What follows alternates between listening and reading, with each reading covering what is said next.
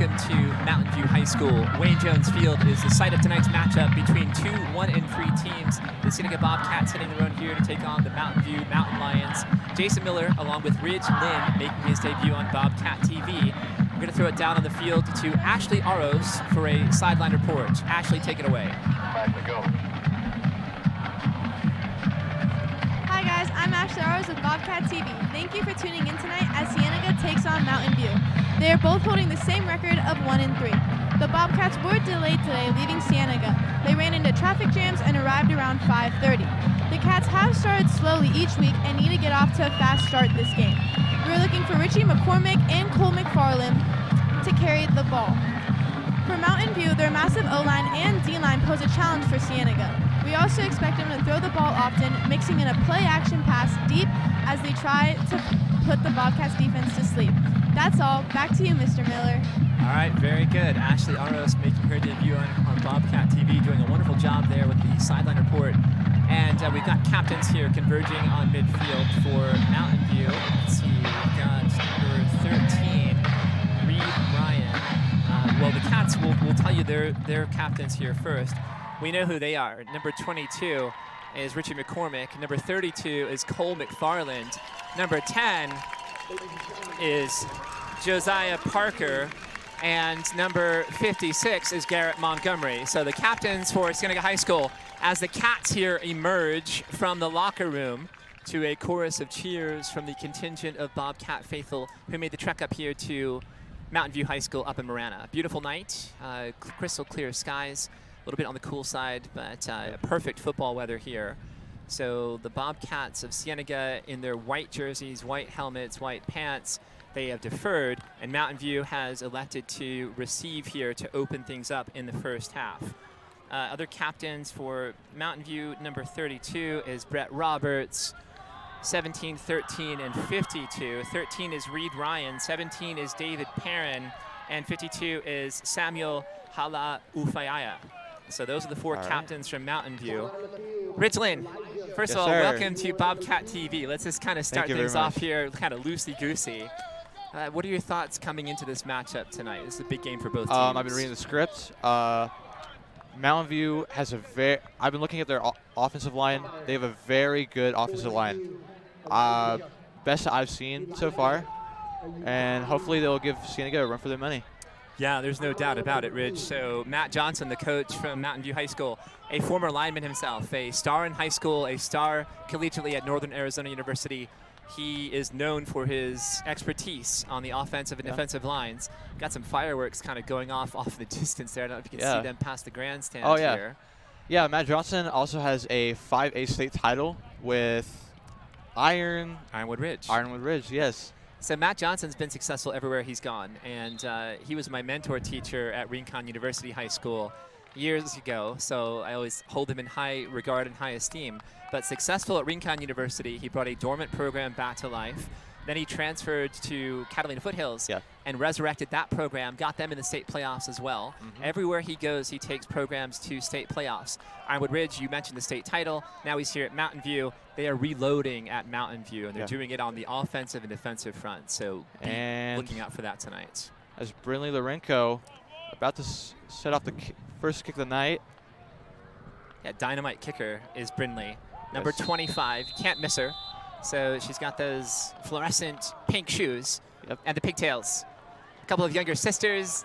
Who knows what the future holds in store for those younger Lorenkos, and a younger brother on the freshman team who is superb as well. So the kickoff here going right to left to Mountain View. It's 14 on the return.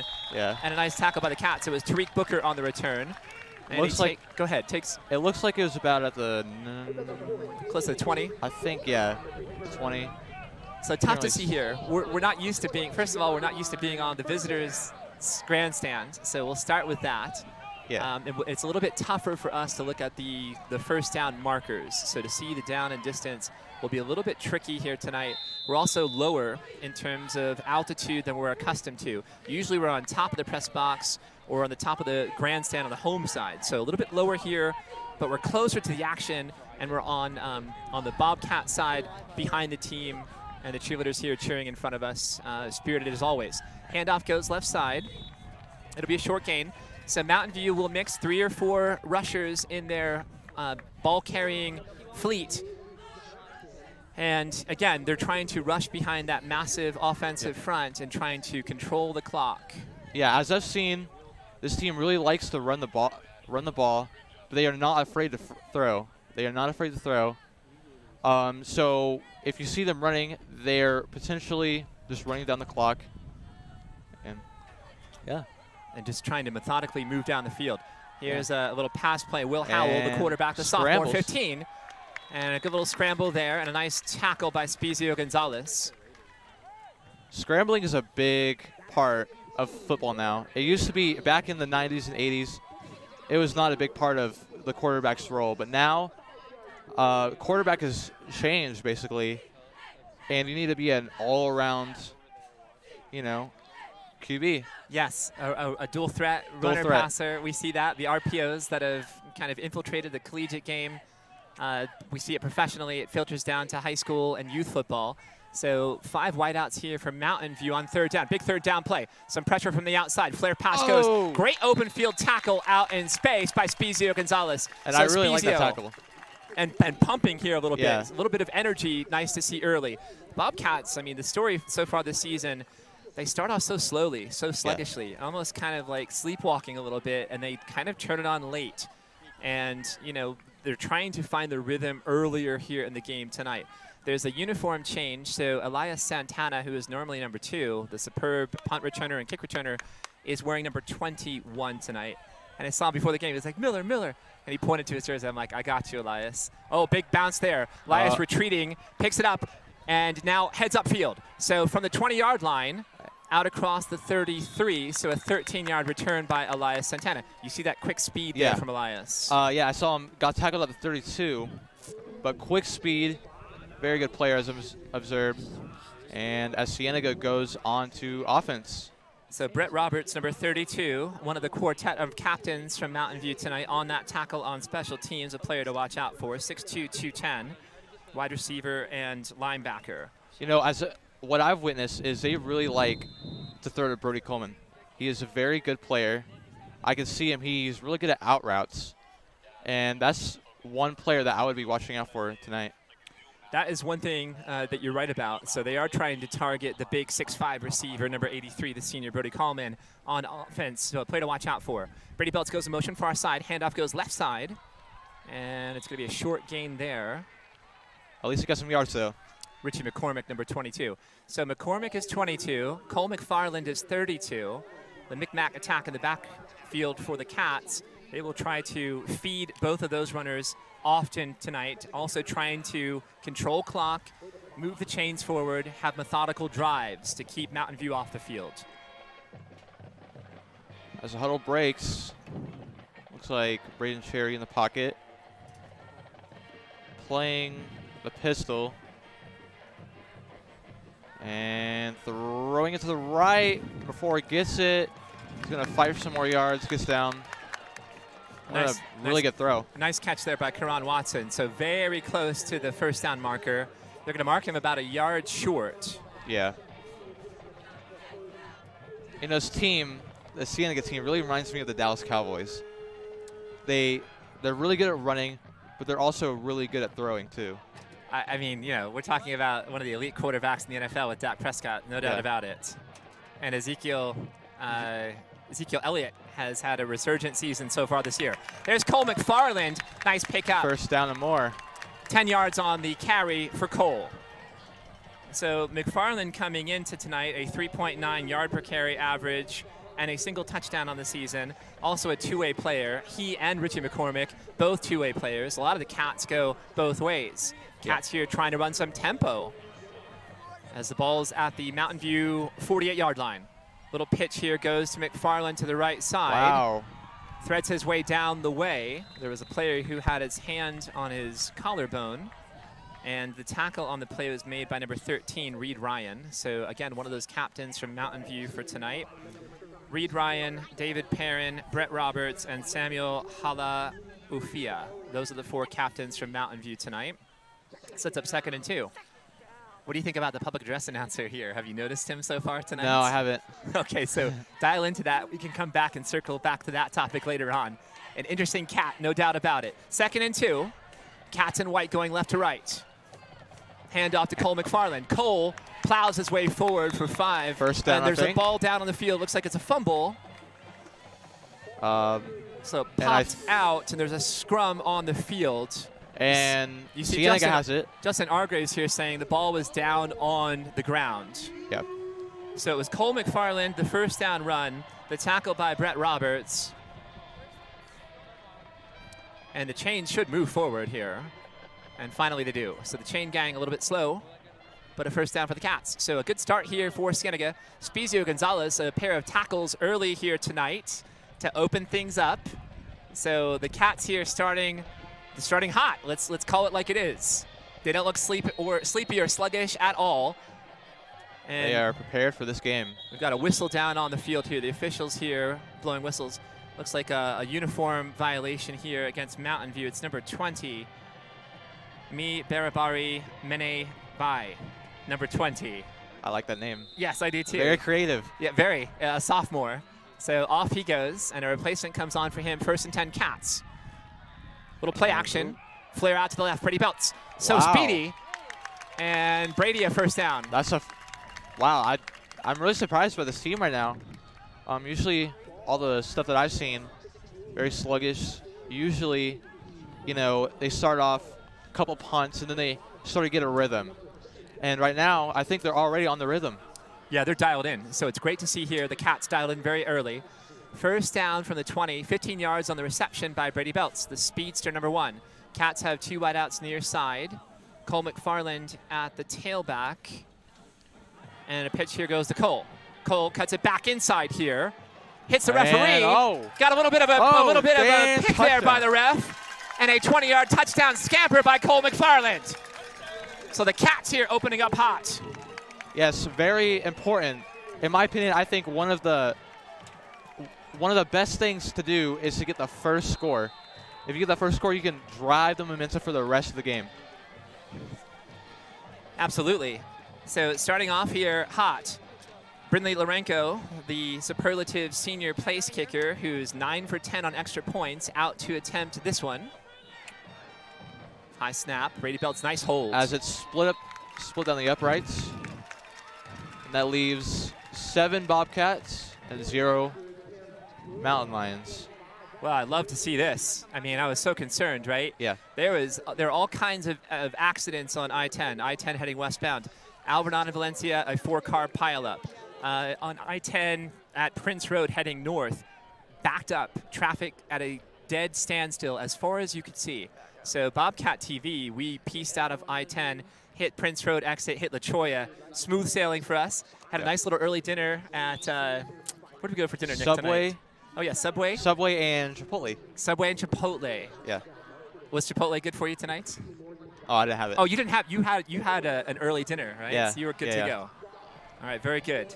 As Lorenko, gotta kick it off. So 7-0 Cats here. 6:21 on the clock, first quarter. Brindley Lorenko on the kickoff. Set to return from Mountain View, it's number 25, Dylan Arvado. Big player to look out for, particularly our wide receiver. Arvado there with some power and a great return out to the 35-yard line. Yeah, I got him some little extra yards there. Always good to see. There's a cat down, so there's a cat down at the 25.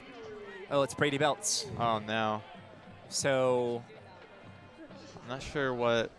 So he's being attended to here by Joe Islas, the trainer from Cienega. Justin Argraves, the coach there, goes out to check on his player. He's a big piece of the puzzle. Really hoping that he gets up. And he gets helped up here. He's up. So pure speculation here, Ridge, but it could have been that he had the wind knocked out of him. And if you've ever had the wind knocked out of you, you know what that feels like. So good to see Brady popping up here. A tough cat, no doubt about it, and a speedster. Yes, sir. So he seems to be fine and dandy. We'll monitor him from a distance here as he comes to the sideline, takes off his helmet, and gets some Powerade. So Mountain View here, 1st and 10 from their own 35-yard line. They have 2 running backs flanking their quarterback, the sophomore. Will Howell, number 15. Handoff goes to the right side. It's 14, Tariq Booker on the carry. He's averaging 4.4 yards per carry. So Mountain View will mix 3 or 4 rushers in their backfield. See that sign across the way? So they have a neon sign there flashing out numbers and codes to the players on offense. Very sophisticated. I see. Pretty high tech. Yeah. I mean, if they don't have what the NFL has, which is a little mic, they have microphones in their helmets. The quarterback has a mic. Oh, and a bomb out of Will Howell as it's caught. What a bomb. Great catch out here to the 35-yard line. As I'm observing, Will Howell kind of has a cannon arm right now. 28 yards on the reception. Will Howell to Dylan Arvado. Arvado is the player to watch out for at the receiver position for Mountain View. Coming into tonight, 18 catches for 312 yards, averaging 17.3 yards per reception, plus 4 touchdowns. So a big physical target there. And you've seen him make his mark here early for the Mountain Lions. 1st and 10, Mountain View from the 32-yard line of Cienega. So stupid, I can't do it. And it looks like they're going to hand it off, but a quick stop. CJ Handgartner was in the backfield, makes a nice tackle. Yeah. So again, one of those active two-way cats. There are so many of them out there, just kind of looking across the defense. Gunnar Hernandez goes both ways. CJ Handgartner goes both ways. Cole McFarland, Brody Coleman, Richie McCormick, Nolan Baker, all two-way players for Cienega. Yeah. And, you know, it's very important to have two-way players, especially in high school and college, especially whenever you're not in the NFL. Because in the NFL, you see a lot. They're only like one position. There's an interception. And yes. JoJo Parker on the interception off the deflection, and a big turnover early here for Cienega. Yes, I'm liking this Cienega defense right now. As I was worried about the Mountain View's offensive line, but I've seen, as I've observed, you know, Cienega is kind of breaking them down. Hopefully we see more of that tonight. And it's interesting. I thought Mountain View would be energized here, coming back home for a little homecoming, but the Bobcats have been completely dialed in early. Very professional, very methodical, completely dialed in here. Everybody's on the same page. Yeah, well, they always say that it's a different feeling being at home. You know, the fear of getting booed off, you know. So you want to make your home proud. So I think with teams, they get a little bit nervous. But, I mean, as I've seen from this team, they could get a really good comeback. It's just so uncharacteristically quiet here, so the Copper Thunder Marching Band's not making the trek out here to Mountain View. Mountain View has their Mountain Lion Marching Band across the way, but they've nary played anything to this point. 2nd down and 10. Nice job there by Braden Cherry. And he's going deep here near side. Gunnar Hernandez just overthrown by about a yard, but he had a step on his cornerback who was there in coverage. David Perrin was there, but a step behind. So good to see here the Cats going vertical, trying to stretch the field. Yeah, if there would just been either Hernandez was a little bit faster, the ball was a little bit, you know, could have got a really good hit on him. Just a little bit of touch, just a tiny, teeny bit of feathery touch there on that one. But it's good to see. Braden Cherry has been getting better and better as the weeks have progressed, as he's getting more and more experience and more snaps or reps under his belt. All right, 3rd and 10. Quick screen goes out to the left side there. And it's Christian Hawkins. First down. And there's Blue for a first down. So 17 on the reception, a catch and run by Christian Hawkins. And the Cats have a first down. I'm liking these plays by Cienega. Kind of confusing, the defense. But, you know.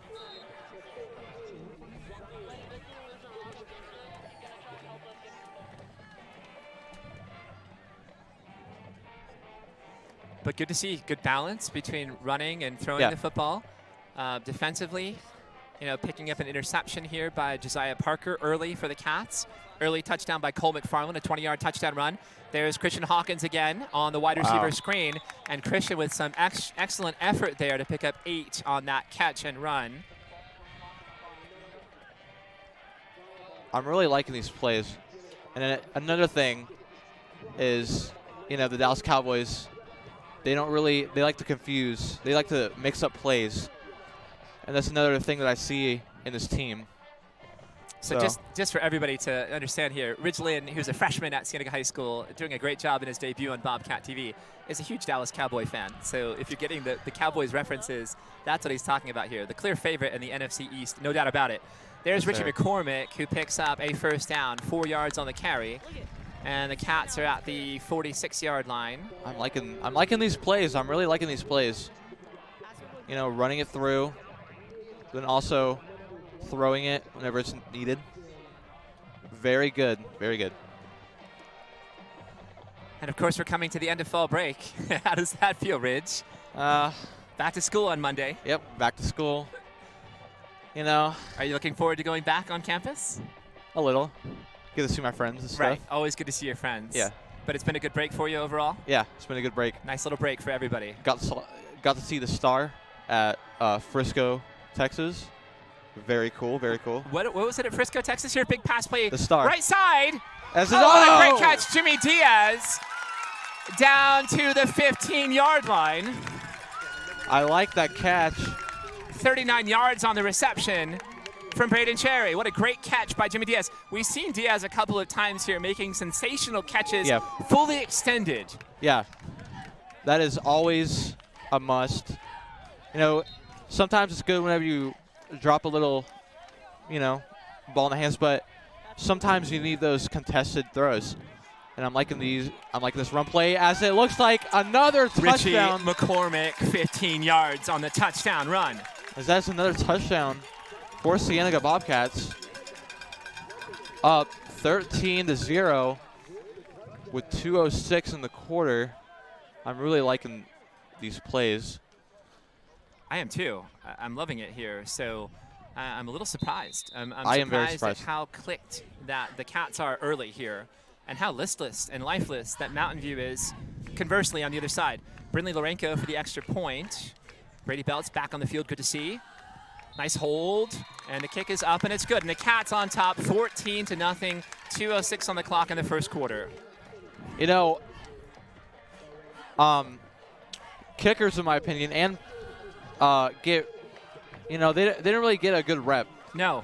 But I think they're one of the most important positions, because if you're tied and you're down at the 40, you want a good kicker to win you the game. Correct, and we saw it was so set up last week against Campo Verde. The Cats driving late in the game, scoring a touchdown to tie it. Brindley kicked the extra point with, I think, 32 seconds for the Cats to take their only lead, which was short-lived. And Campo Verde at the end, a very quick drill to get down, and they kicked a game-winning field goal on their own behalf. But they are proving Campo Verde wrong right now, saying that we can beat really good teams. Well, the Cats are gritty. There's no doubt about it. And they'll never quit. So Brindley here, nice kickoff, all the way down to the 10. Just picked up, shimmying, as it's tackled at about the 25. So Tariq Booker on the return out to the 25. So a 15-yard return for Tariq. And a nice kickoff there by Brindley. We saw her earlier before the game. So methodical in her preparation. Also an exemplary student. I think she has a 4.8 grade point average, which is ridiculous. So if you take those weighted classes, you take advanced placement classes, your GPA can be above the 4. So she is an elite student athlete in every sense of the word. Has excelled at place kicking and was also a soccer star for the girls soccer team. So we're not sure if she's going to come out and play as a senior, but I've got my fingers crossed, Ridge. I'm hoping she comes out. I guess that's where that cannon leg comes from. All the reps, all the summer league, the off-season, the club soccer. Handoff goes to number 10. That's Lloyd Johnson. So Johnson is a leading carrier for Mountain View, averaging just 3.5 yards per carry. But 5'9", 208, so short and stout, kind of like a double D battery, or a D battery, I guess, a D battery. As we see that really odd board, putting out the 21. Never seen something like that before. It's very creative. Oh, there's Alec White. So I saw Kelly Presnell from the Arizona Daily Star before the game. And it was great talking to him. And then there's Alec White, who is a former Bobcat TV alum. I also see David Kelly from Channel 4. So we've got some local media that are out here. Always good to see them out. Yeah. And of course the Bobcat alumni. Very good to see. Very good to see. You know, Justin Spears, also Bobcat TV alum on 1490 AM and the Arizona Daily Star. So good to have two of our old Cats excelling for the Star. Yeah. So penalty here goes against Mountain View. Yeah. And you know, one of the things that I've noticed is they really rely on that board throwing up those numbers. I'll strike that. It's a penalty against the Cats. My bad. So face mask. I'm telling you, Rich, you have to listen to this public address announcer. I don't know if you guys at home, you probably can't hear him, but it's a trip. I mean, most places you go across the state of Arizona, you're going to have colorful public address announcers. Yeah. No other way to put it. So 1st and 10 Mountain View from their own 45. As it looks like it's going to be thrown deep cannon, and it's dropped in and out of the hands. Devin Sanchez. So Will Howell trying to connect with number 7. Sanchez is the second leading receiver for Mountain View, but unable to hold on to that one. Yeah. As it looks like Matt Johnson, the head coach, is going back to the drawing board, throwing the same, I guess he's throwing up the same play with the 35 of the little board. Right, so if you try to stretch it a little bit, if you're having difficulty running the football, if you start connecting on pass plays, it might open up some running lanes for your team. As it is a flag, and I think it's on the offense. So a whistle here, it's going to be offsides against the Cats. So a 5-yard penalty makes it. I think that was Brody Coleman getting that one. So 2nd down and 5. The clock operator is slightly delayed here with inputting, and it's a hard job. I mean, not to tell you. So as I did public address last night, filling in for Eric Tatham for the JV game. Cienega's JV, I think, was 33-6 over Mountain View last night. And Ken Beaver, the great freshman physics teacher from Cienega, was running the scoreboard and the clock. Cats, a lot of pressure there. Quick pass down the way, incomplete. But it's so hard to manipulate and mention those numbers in real time. It's the most stressful job, too. Never want to do that ever. Yeah, Mr. Beaver's my science teacher. He's awesome. Yeah. I'm a huge fan. So I had the best time last night, and I've done a handful of games as a public address announcer, but that was the most fun I've ever had doing public address because Beaver's so cool. It was just great hanging out with him. As it's 3rd down. I would have done it. Will Howell. 3rd down and 5 here. In the pocket. So 2 wideouts near side, 1 to the far side, a pair of running backs flanking Howell. As he's going to throw it. Pumps, throws. And that. There's a little bit of contact there, but it looks like they were on different pages. So again, difficult to see Elias Santana at 21. He's normally number 2. But he was right there in coverage, blanketing his man, Devin Sanchez. And now Elias Yaya Santana drifts back here, getting ready to return the punch. Yeah, I'm really liking this Cienega defense. You know, I think Matt Johnson might have to go back to the drawing board with his offensive line. Yes, a sluggish start here for Mountain View. And a hot start for the Cats. So I think that's Nicholas Kornacki, the junior, on the punt. Cienega. Nice punt all the way down to about the 12, it looks like. And actually, that was number 12. So their punter is number 12. That's Rowan Colombe, the senior, number 12. So he handles punting responsibilities. Their kicker is Nicholas Kornacki. Yeah. And you don't know who Dallas is playing this weekend. Is that right? I'm not. They might be off this week. I'm not sure. Okay. And we're not going to talk about the Eagles. I don't want to talk about the Eagles right now. So. Yeah. Fortunately, we beat you guys, so. Right. Yeah. Right. For sure.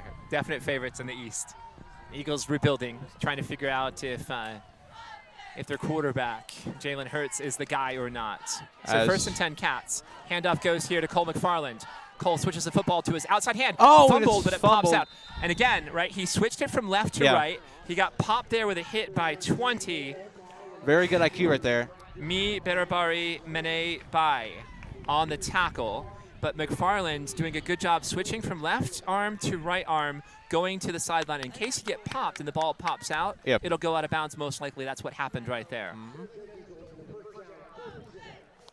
Sometimes when you get into traffic, it's time to clamp both hands and both arms tightly onto that pigskin.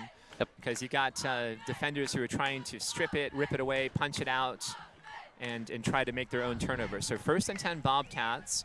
They're up on top, 14-0. 10.8 seconds, 10.8 on the clock here. We've got a 1/10 of a second. Handoff, play action. Oh, actually, handoff here goes left side, and it's Mcfarland again. And that should take us down to the end of the first quarter. So after one, Cienega here, very impressive opening up here, 14-0. It's the Micmac attack of Cole Mcfarland, a 20-yard touchdown run. Richard McCormick, a 15-yard touchdown run. Brindley Lorenko, a pair of extra points. JoJo Parker, the interception. And the Cats here seem to be all dialed in early, which is very encouraging to see. They really need a win tonight. You know, statistically, the team that scores first usually has an upper hand in the game. Sure. And especially since Cienega is up 14, they have a big hand in this game. So I'm excited to see what they're going to do in the second quarter. It's good to see. This is a factor, too. So Steve Schween, the weight and strength and conditioning coach from Cienega, who is universally beloved and partially feared by students because he can be intense. But, boy, what an impact that he makes in all facets. Well, he and his wife have just returned from Iceland. So they went to Iceland for fall break. Wow. So Schween was not there last Friday. He always handles the warm-up drills. And I think that's a big factor here tonight, too. Yeah. I see him on the sideline, stalking on the sideline.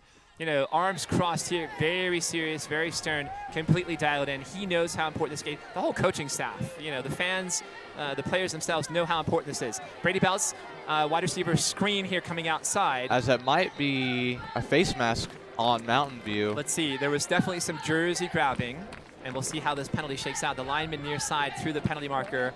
It's going to go against the Cats. Yeah, what I'm seeing from this the Cats team right now, lots of penalties. I mean, it's not really affecting them, but you don't want to see lots of penalties, especially this early in the game. No. So hopefully they'll address that.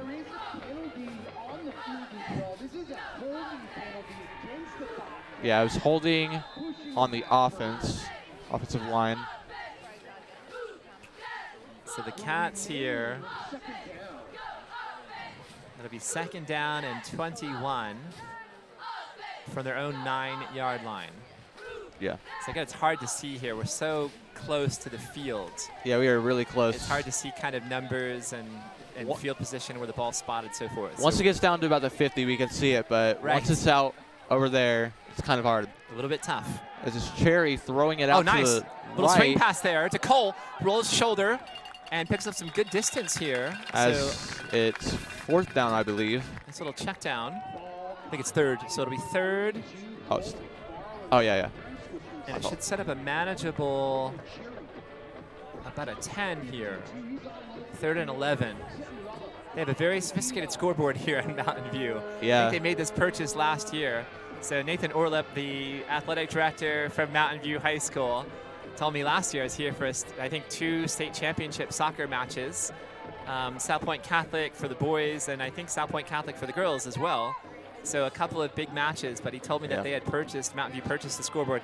It was tens of thousands of dollars. But it's high tech, all the bells and whistles. Yeah, whenever we were driving into this campus, I saw it's kind of like a college. Oh, Karan off his hands. It was in his hands and very catchable. There were a trio of mountain lions right there. And even with those gloves, too. So it looks like some pink gloves. So you'll notice the pink accessories here. Of course, we're in the month of October. Yep. October is Breast Cancer Awareness Month. So we're trying to raise awareness and raise funds to conduct research, try to find a cure to eradicate cancer. Yeah. So if you see pink, you'll notice it in college, in the NFL, Major League Baseball, and everywhere. High school. Everywhere you'll see pink. Like that's even in the NBA, you can see it. Exactly. All right, so it's 4th down now. So 4th down here. Ethan Shockmill, the punt bounces at the 50. And downed by Elias Santana at the 47-yard line. So Mountain View, excellent field position, Yeah. 1st and 10 from their own 47-yard line. Unable to click yet. We'll see if they can find some kind of a rhythm here on this possession. Mountain View, white helmets, white pants, black jerseys going left to right. Kind of reminiscent for me from Penn State a little bit. Penn State, I know, is, the Nittany Lions, they have that navy blue, but very simple color palettes, navy and white. And we're seeing black and white here from Mountain View. Very clean. I like that kind of classic look. Cats all in white. And of course the copper numbers on their jerseys. So 1st and 10.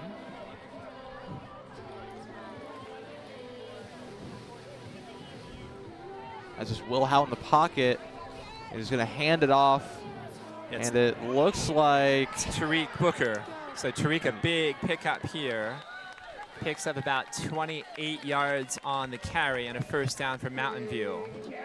So a little bit of misdirection, right? You're starting to see some slight different wrinkles here from Mountain View to try to keep Cienega's defense off balance. Yep.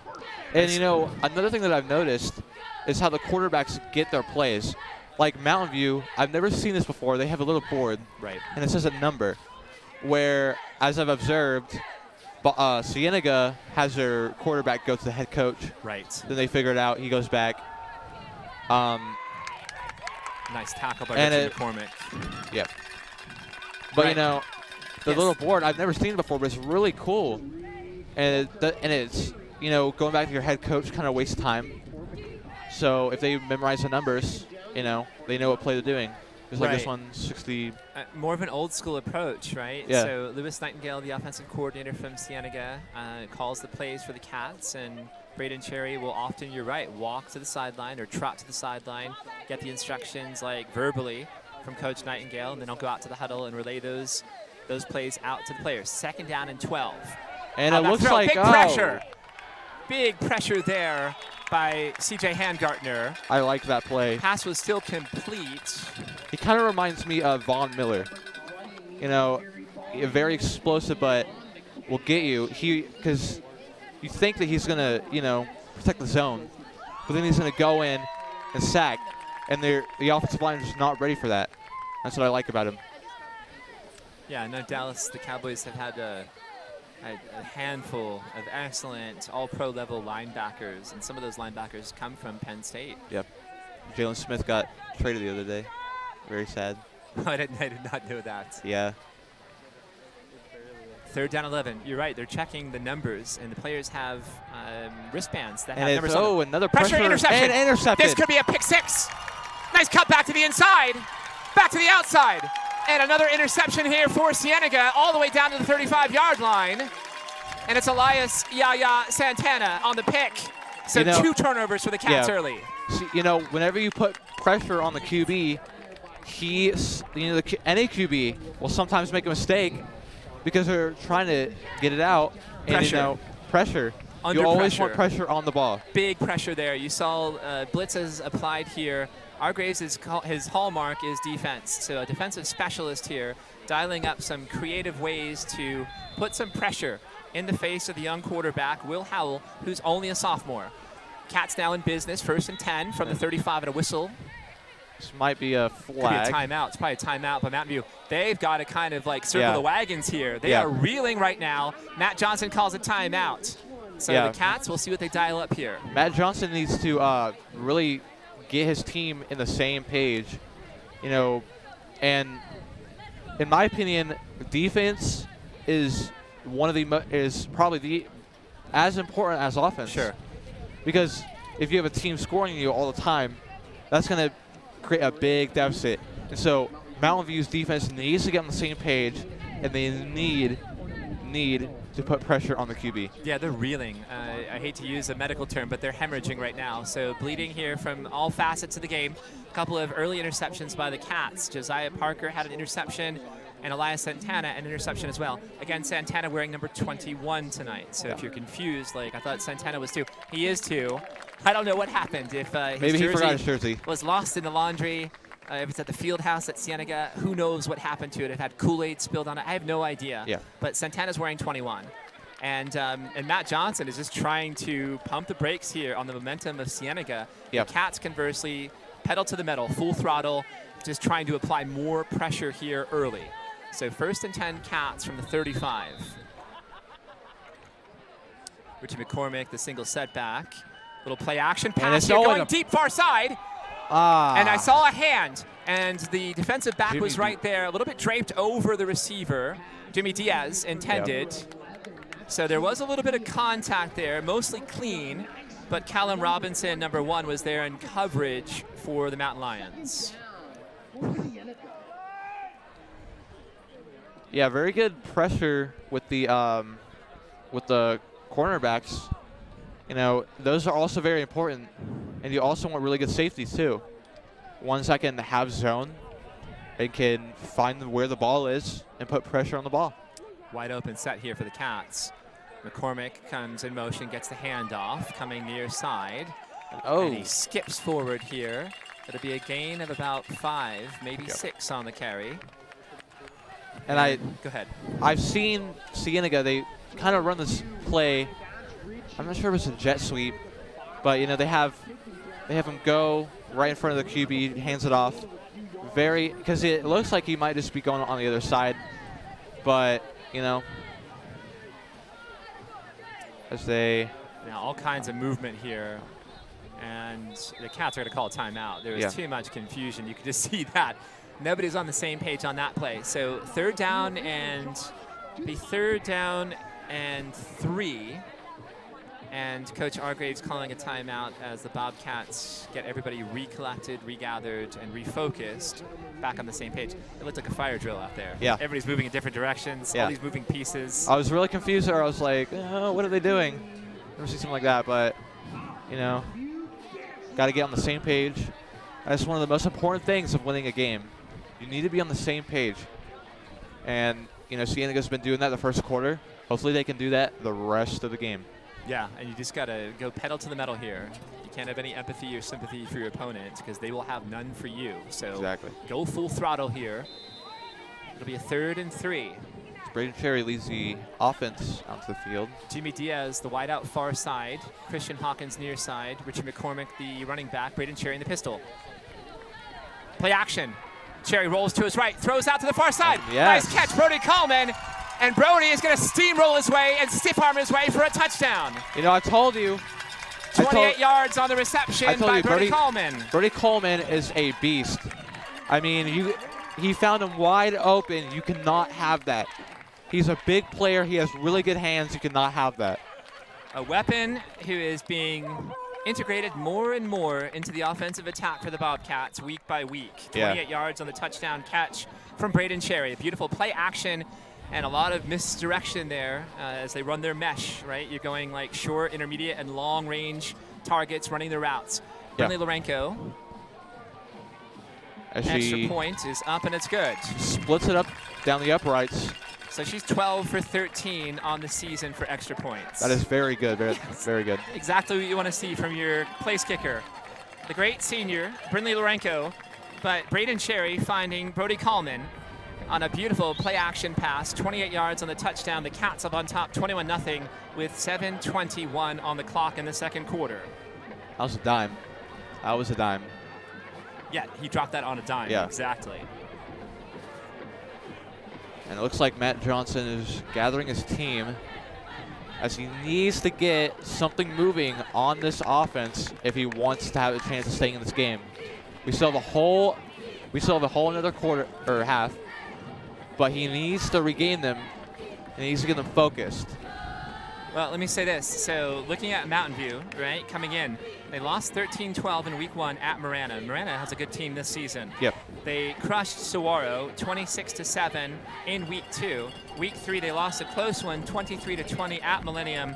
And last week, they got trounced 42-9 against Notre Dame Prep. Now, Notre Dame Prep is a powerhouse in Arizona, so they are one of the best teams in the state. A little squib kick here and a whistle down. I don't know if the referee had signaled and got that ready. So I'm not sure if that was supposed to be an onside kick or... I think it was maybe just a squib that went awry.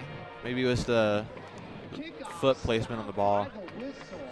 And you know, another thing about the kickers is the foot placement on the ball, and it looks like they're going to redo it.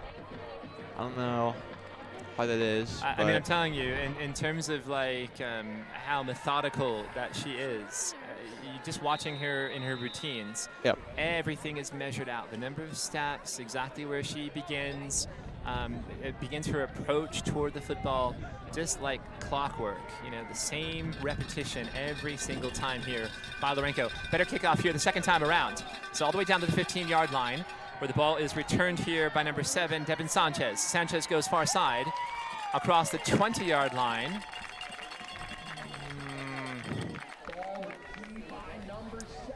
Tough to see. Yeah. Ethan Chavez, number 20, was in that mix. Number 12, Christian Hawkins, also in the mix. Spezio Gonzalez, 8, also there. Again, tough for us to pinpoint from our vantage point. We're at the 50-yard line on the visitors' grandstand among a sea of Bobcat fans and parents, which is great to be part of that mix, too. It's nice to be in the mix. So 1st and 10 Mountain View from their own 20-yard line. You know, I think Matt Johnson really needs to get Will Howell on the straight page. He's threw 2 interceptions, which is not good. Yep. And that's part of the, it's part of the growing pains that you expect. You expect younger quarterbacks to make some mistakes, and that's how we learn. We make mistakes. Nobody's perfect. Yep. And you try to clean these things up. I mean, both teams, every team really at any level is trying to take the same approach. You're trying to find your playmakers out in space, get your speedsters the rock, and let them make plays out in the open territory and try to make things happen. And they're trying to also simplify things. And then conversely, the Bobcats are trying to just put flat pressure on the quarterback to make things very difficult for him to throw the ball. So run here goes to up the middle, and it will be about a gain of 8 here on the carry. So Lloyd Johnson, the senior, number 10 on the carry. Again, he's a bowling ball at running back, 5'9", 208. What I've seen, what I'm observing in this run is they are running the ball a lot now. I think they are trying to get Will Howell, a little bit calmed down before he throws, and that's, they're running it a lot, being safe. They don't want another interception because that'll not be good. Right. And so they're just playing it safe here, trying to get Will Howell calmed down as they're throwing up 65 for their play. The play call. In neon, so they have neon blue and neon white. Yeah. Lloyd Johnson there picked up the first down on the carry. Mountain View 1st and 10 from their own 32. Handoff goes left side. And a stout wall of cats there on the defensive front. Garrett Montgomery being among those. Yep. Spezio Gonzalez also in the mix. As it looks like. And Nolan Baker, all 3 of those cats were involved in there on that play. So Gunnar Hernandez was taking some orders from coach. As 5 minutes and counting here in the second quarter. Cienega up on top, 21-0. 2nd down and 10. Will Howell in the pistol, takes a low snap here. Pumps far side, he's got a receiver. And just a little bit overthrown, but he had a couple of steps there on his defender. Well, he tried. So Jimmy Diaz, again, so many cats playing both ways. Interchangeable pieces. We see a lot of wide receivers who can mix and match. You see corners and safeties that can be mixed and matched in there. Yeah. And Diaz is out there at corner on the far side of the field. Gunnar Hernandez near side at corner. Jojo Parker, Elias Santana at safety for the Cats. Garrett Montgomery, Nolan Baker. Big number 77 for the Cats. Damian Orozco as well on the defensive front. Yeah. Slips a tackle. Will Howell, I think Will Howell, or Will. Yeah, it's Will Howell, yeah. Quarterback. Thought it was Will Powell for a minute. Will Howell is, getting a little bit more confident, throwing the ball a little bit more in this drive. Hopefully we can see him a little bit more running in this drive. But he flashed, we saw in not that previous play, but the play before that, when he went long on the far side of the field. We saw the arm strength there. Yeah. So he's got a strong arm. He has a cannon. So 4th down here. Mountain View appears to be punting. No! It's stuffed. It is stuffed. Spezio on the block. Yes, Spezio. And the Cats here will have great field position from the 37-yard line. That was a great play by Spezio Gonzalez. Spezio hyperactive tonight. Early tackles, and there's the punt block. And he is and everybody is liking that on the team. Get some really good field position too. And hopefully we can see more of that tonight, as Cienega has a very good energy right now. Very confident in their playing. And hopefully we can see more of that as the night progresses. Well, I want to thank you for joining us here on the broadcast tonight. Off the grid, as it were. So Jason Miller along with Ridge Lynn making his debut on Bobcat TV. Ridge, you called it early, like in all 3 phases or facets of the game, offense, defense, special teams, the Cats are excelling. Yeah, the Cats are excelling in every single aspect of the game. Every single one. And I'm liking the offense especially. And throwing right to Gunnar Hernandez as he gets down at about... This is curious, right? So you've got about 10 Mountain Lion fans here coming onto the visitors' sideline. Yeah. And I'm just puzzled. I'm kind of confused. There are so many seats if you look across the way on the home side. Yeah. Plenty of space. Well, maybe they... The visitors' side here is pretty packed in. We're like sardines in a tin can. Yep. Why are you coming over here? It's just it's a rhetorical question. So 2nd down and 1. As it looks like Cherry... Oh, and he fumbles. Low snap. Good job there by Braden to just cover and smother the football. Yeah. So a low snap, he could not field it. He just dropped on it. It's not worth it. So, you know, try to pick it up, get sacked, lose more yards. Just grab the ball, make sure it's there. Number 9, Christian S. Smith was there applying pressure. And it looks like an injured Mountain Lion down on the field. Yeah, I cannot tell what number that is from this angle. And a big from this low angle. But a beautiful night, I have to say. Yep. We're now in the fall. It's maybe not officially in the autumn, but the weather is turning, thankfully. We made it through the summer. So this reminds me of home. Oklahoma, Friday Night Lights. Oh, I didn't know you were from Oklahoma. Yeah. I think you did tell me that. That's why you're a Cowboys fan. Close proximity. That's right. Close proximity. Oklahoma Sooners as well. No, Longhorns. No. Longhorns. Oh, Texas. Yeah, Texas. So Texas Longhorns. Yeah. Dallas Cowboys. Dallas Cowboys. America's team. Yeah, America's team. Deep in the heart of Texas. And then I'm an Oklahoma City Thunders fan. So. I like the Thunder too, especially when Kevin Durant and James Harden were there. So why they ever traded James Harden away, I'm not sure. Who knows what fell into that. So it'll be 3rd down here and 8 for the Cats. This might be a jet sweep. Might be a little bit confusing for the defense. Open backfield, 3 wideouts far side. Cole Mcfarland near side. We'll see if the Cats run some kind of mesh. Yep. Mcfarland goes motion, play action to Cole. Pass goes down the middle deep. CJ Handgartner. Oh, in and out of his hands, but CJ was right there, sandwiched by a pair of Mountain Lions. He had it in his hands at about the 5-yard line, and we've seen him make a couple of spectacular catches here for the senior, CJ Handgartner. The ball was precisely dropped where it needed to be, dropped on a dime, as you said, Ridge, by Braden Cherry. Yeah, so we're seeing his accuracy. Yeah, he is very accurate. Hyper-focused here tonight. You know, one of the things that whenever I was playing Madden, there's one commentator, he said, if you can catch the ball, you can hold on to the ball. And especially in those really tight quarters, you need to hold on to the ball. Especially with gloves. Most of the players out there have gloves with a little bit of stickum on them, so it makes it a little bit easier to catch that football, easier than catching it with your bare hands. Cherry now rolling on 4th down. Cats going for it, and he's sacked. Big sack there by 52. Samuel Hala Ufaya. As the Mountain Lions section is hyped right now after that sack. First sack of the night. Hopefully that will get Mountain View a little bit more confidence in this game. Well, it's easy to kind of second guess, right? You could look at it and say, well, why would they go for it on 4th down? Well, you're close. You're not close enough to kick a field goal. Yeah. Do you want to play field position and try to pin Mountain View deep in their own end? I suppose you could try to do that, but they weren't. You know, they're at a pretty decent spot of the field where if you fail to convert on 4th down, it's not that bad. But another good field position here for Mountain View at their own 44. And a play here giving a little bit of a jolt of electricity to their fan base. Handoff goes to the far side. And that was a missed tackle. I'm not sure. Booker on the carry. Wow, he is just dodging. And the ball's down. There's a fumble. We'll see who recovers it here at the 45. Spezio is signaling Cats ball, but we'll see what the refs say. And a scrum on the bottom of that pile. And the Cats have the football. So just like that. Wow. Another turnover for the Cats. That is And it was 4, Richie McCormick who came up with a pigskin.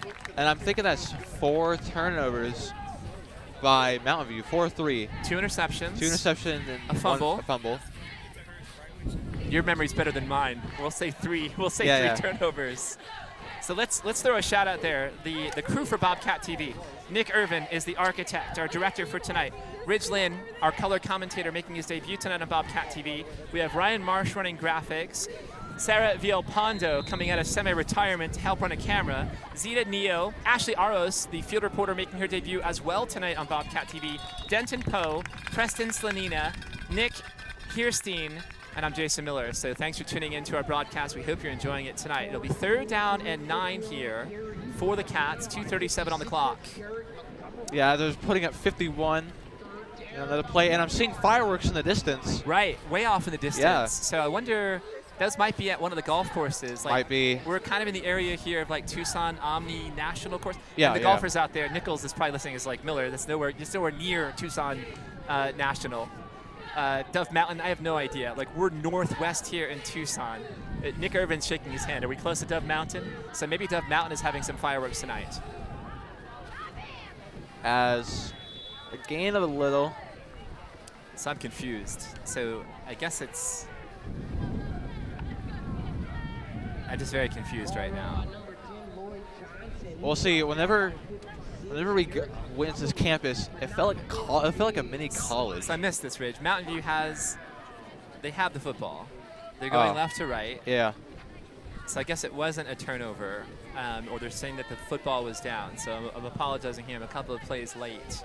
1:33 on the clock and running. Cats on top, 21-0. Will Howell at midfield. Pressure from the outside. Goes far side, deep. And Diaz was turned around, and there's a late flag.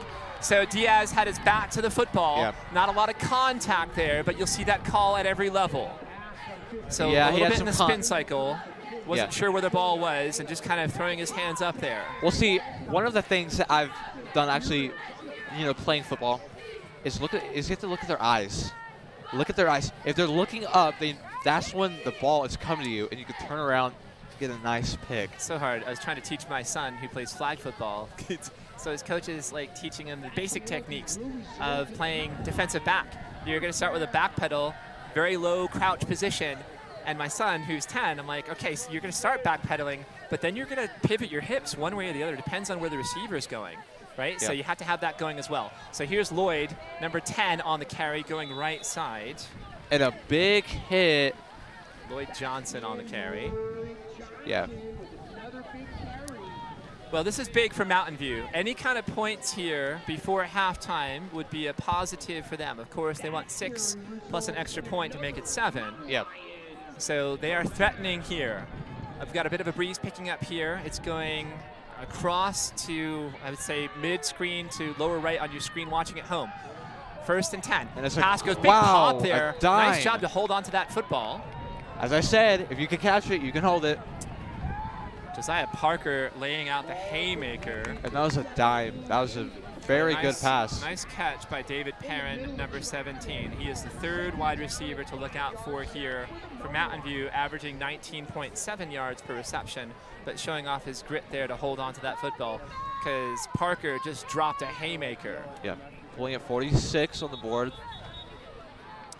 Always nice to see a defense sign. You got the picket, Yeah. the white. It's got to be a white picket. Yeah, fence. it has to be white picket. It can't be any other color. Yeah, as I think there's a timeout on the field. And a Mountain timeout Lions. taken by Mountain View. So 25.4 seconds on the clock.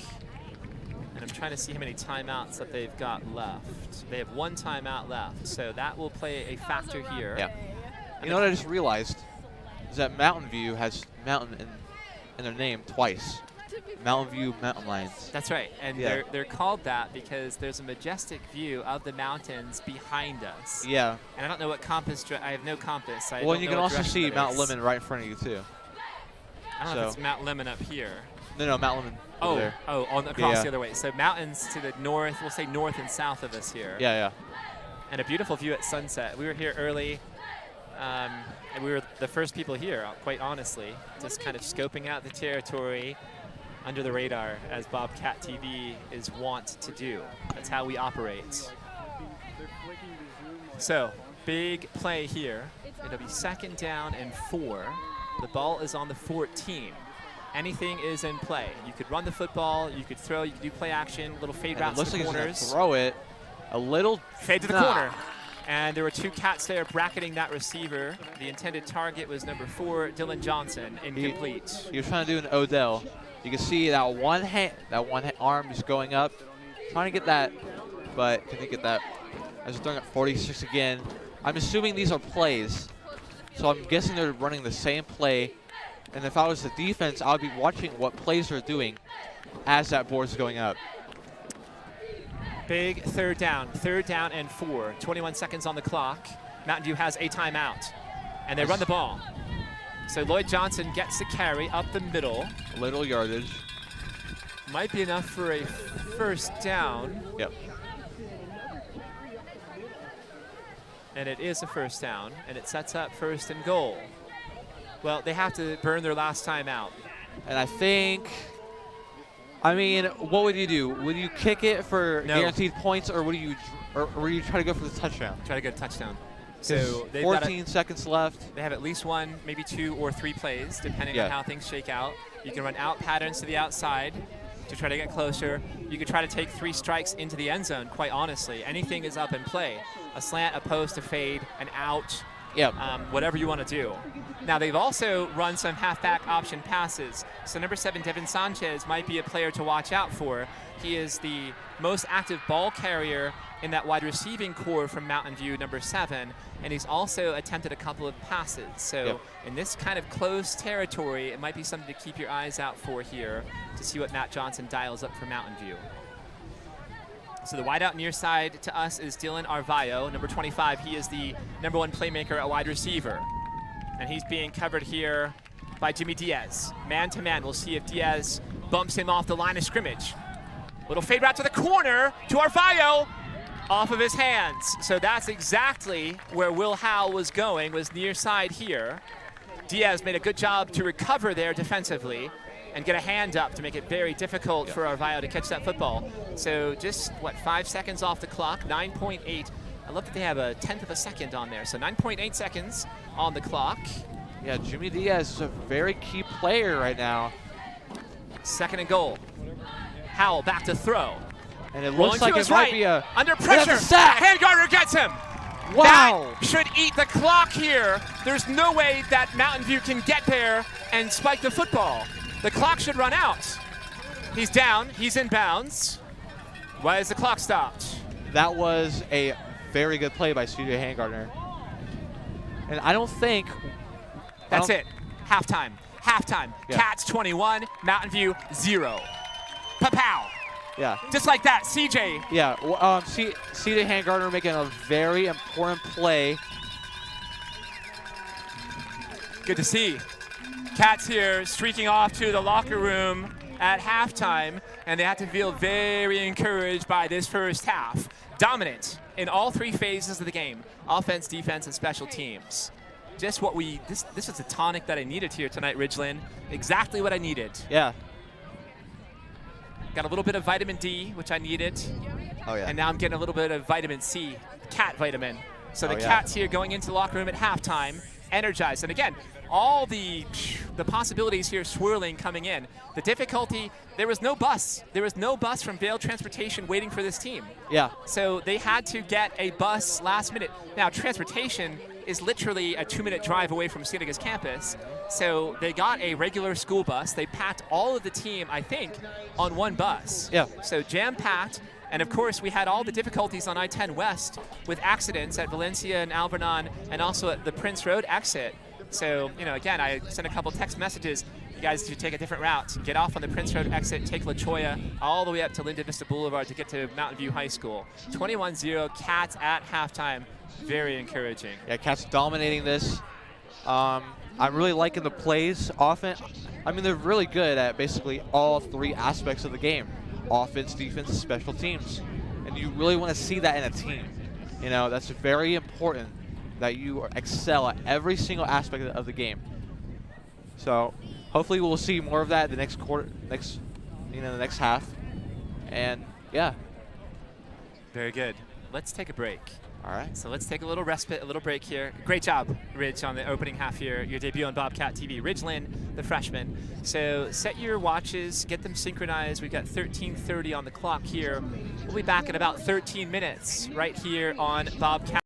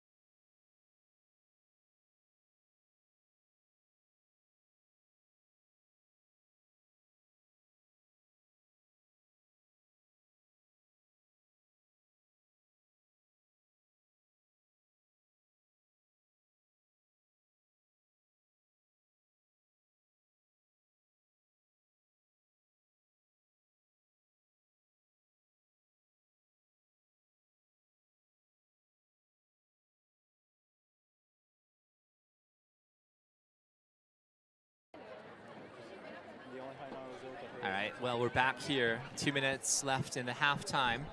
I don't know if you saw that shot. Nighty-night Bobcats, it's lights out. So heavy shade there from Mountain View and their faithful. We're going to throw it down on the field here to Ashley Aros, our field reporter, for another halftime report. Hi guys, it's back with Ashley Aros here. I just talked to Coach Argraves, and he said he was super pleased with how the kids came out the first half. He said that they haven't done that in quite a while, so he was very pleased with that. Overall, they just need to keep the momentum going for the second half. He did say that there were a little bit too many penalties, and they definitely need to cut back on that. Overall, super strong first half, and excited to see the second half. Back to you, Mr. Miller. All right, Ashley Aros, well done there. So a sterling debut by a couple of our Cats here. Ashley's a junior, and Ridge Lynn, our freshman. So I think we heard it there, right? Again, Ridge, coaches will always find something to scrutinize and improve on. Yeah. So, you know, as a fan, which I am, I'll watch a game and say, oh, that was a great first half. But the coach is like, well, we had too many penalties. Oh, we need to clean this up, right? Yeah. Like all these things that need to be like, they're looking for perfection, really. Yeah, you want to list your weaknesses because the team already knows their strengths. But, you know, sometimes, you know, those weaknesses kind of get foggy. So you have to, you know, remind them, be careful on the penalties. You know, they've done really good on turnovers. I don't think they have one turnover yet. But, I mean, that's their biggest thing right now is the penalties. That's their, you know, omen. But overall, they are doing really good. And hopefully we can see that for the rest of the game. Well, I don't know if the players saw that sign. I know I saw it, and boy, it got my attention. And I have to say, it grinds my gears. It gets me a little bit vexed, and it gets me a little bit more. I was already coming in tonight to match up with a bit of a chip on my shoulder, and Bobcat TV has a bit of a chip on its shoulder too tonight. So I want to see more of the same in the second half here. The Cats will be receiving to open the second half. So again, they're going full throttle, pedal to the metal. As it looks like.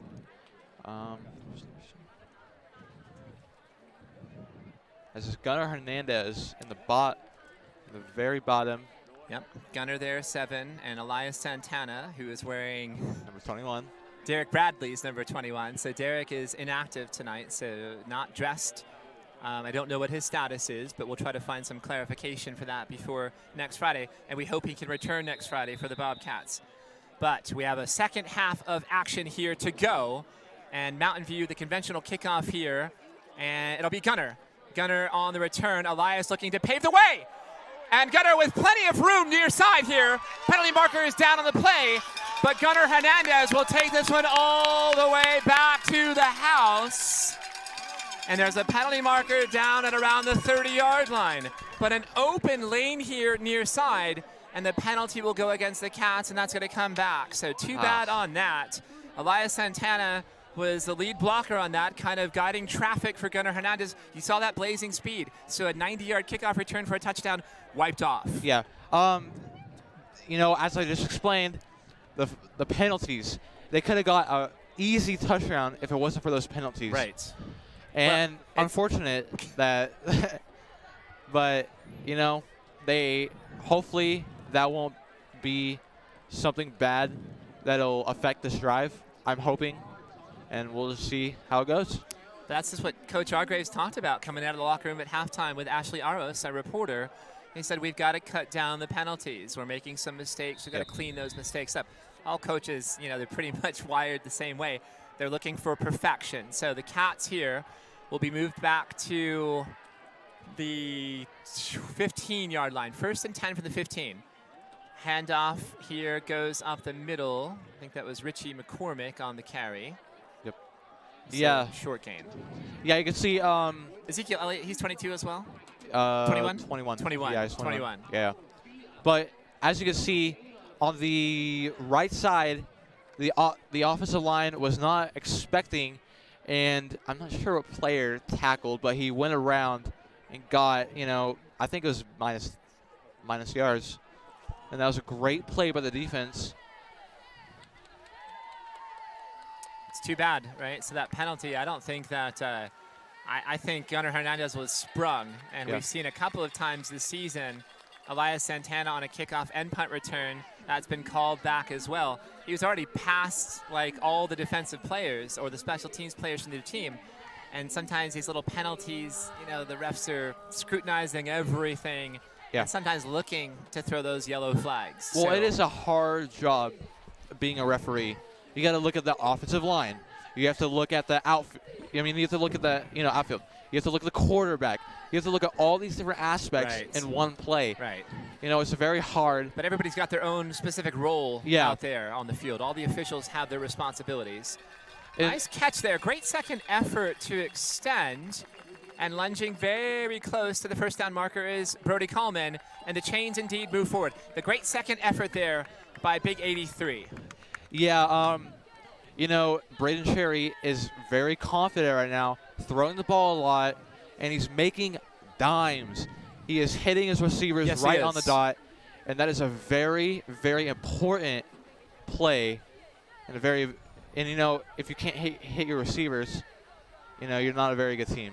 Yeah, he's starting to click. He's starting to dial it in. Week by week, we see growth and progression from number 16, Braden Cherry. Cherry back to throw, going deep here. Nice catch by Brady Belts. Yeah. Big yardage.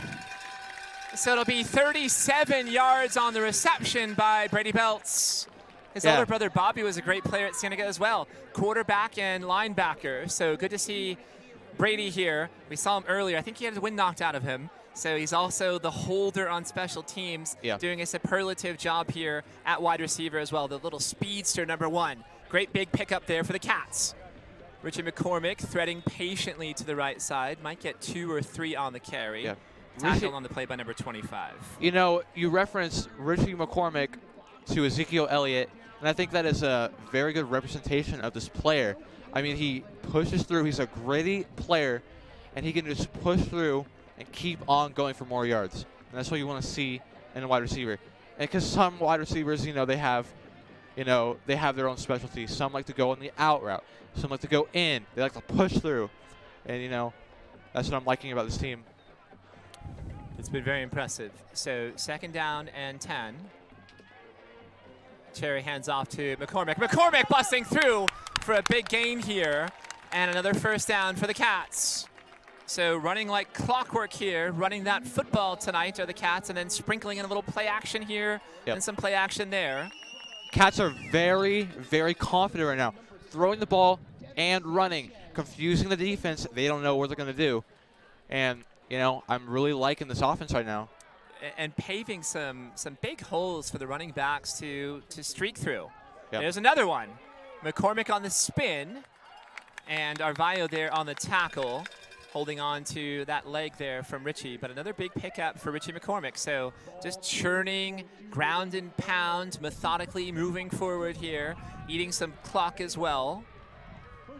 But I'm surprised, right? Coming in, I thought Mountain View's offensive defensive size would be an advantage for them, and I thought Cienega would have some difficulty moving them. They have not. So the Cats typically undersized comparatively to other teams across the state, offensive defensive fronts. But pound for pound, I'll take those Cats every day of the week and twice on Sundays. All right, Cherry here hands the ball off to the right side. Yep. And a short pickup there for Richie McCormick. And I think right now what this offense needs is to throw the ball. They've been running it a little bit too much on these, like the last 3 plays. They need, so then the defense is gonna. But this could be a strategy where they're running the ball and then confuse, you know, the defense, thinking that they're gonna run it, throw it, open, you know, open receiver. You've got options. They have options aplenty here. The entire playbook is at their disposal. Anything you want to do, you can. You've got Brody Coleman here, 83 near side, a target to look out for at 6'5". Karan Watson far side, Brady Belts in the slot far side, and CJ Handgartner, all great receivers. And he's going for Coleman. And it's Brody Coleman who couldn't hold on to it. Oh, a late signal there. Wow, you're going to have Mountain View fans fit to be tied. Coleman had the ball. When he hit the ground, the ball popped out, but the head linesman who is near side here called that and signaled that a touchdown. So a 14-yard touchdown catch. Yeah. Brody Coleman from Braden Cherry. Brody Coleman is a beast in the red zone. As I say it again, he's a beast. He is very good in the red zone. And I saw there was literally 3 defensive players on him, and they just could not stop him. Got the ball, threw those players, and right into the hands of Brody Coleman. So Brody Coleman, his second touchdown catch of the night. This one was 14 yards. And then Brinley Lorenko drilling the extra point as she does regularly. So 13 out of 14 on the season on extra point attempts. So Cherry, a pair of touchdown passes here. Very sharp, the sharpest we've seen him this season yet. And again, we're talking about a kiddo who had no reps at the varsity level, who sat out an entire season, right? We know last year as a sophomore, wiped out by COVID-19. So the more that we see of him, the more comfortable that he is getting here with the speed, with the experience, with the athleticism, the talent level, the pressure. And he's handling it very deftly here tonight. Very encouraging to see. Cats up on top, 28-0. Here's Brinley Lorenko on the kickoff. And Mountain View getting set to return from the 10-yard line. It's Arvado. Dylan Arvado across, cuts it back here near side. He's got a lane now, and he's threading his way down along the sideline. And a late hit, maybe here, there's a flag. So a little bit extra. It wasn't a hard hit, but the player was out of bounds. So it'll be a 15-yard penalty here, and giving a little bit of a boost for Mountain View. You know, that was the weirdest flag throw I've ever seen. Just threw it right into Cienega's, you know, I can't explain that. He just went. It's good to see. We have a little group here, right? So you have Braden Cherry, you have Brady Belts, you got a couple of his other wide receivers, Karan Watson, all kind of huddling there, just kind of discussing things. So good to see them communicating. You got a big hug there by Brody Coleman as well. It's great to see this unity that we've got here by these Cats. They've been through so much adversity here this season early. And, you know, I talked to Brody Coleman last night. I saw him at the JV game as I was exiting the stadium, and I said, look, good luck tomorrow. Go get Mountain View. Let's go get them tomorrow night. I still see you guys running the table the rest of the schedule the way out, and I still see that happening. Certainly in the realm of possibility. Handoff here, 3 yards on the carry. Big surprise tonight. I'm very surprised. 28-0. I mean, if they keep this momentum the whole season, they could have a very phenomenal season. That's what I'm saying. That momentum is such a big component and a big element here. And you're seeing, we've seen phases, we've seen flashes of it in pieces and in parts. We've seen some electrifying comebacks from the Cats here, but they have been in command and in control from the opening whistle of this game tonight. 28-0, 6:25 on the clock, third quarter. All Cats.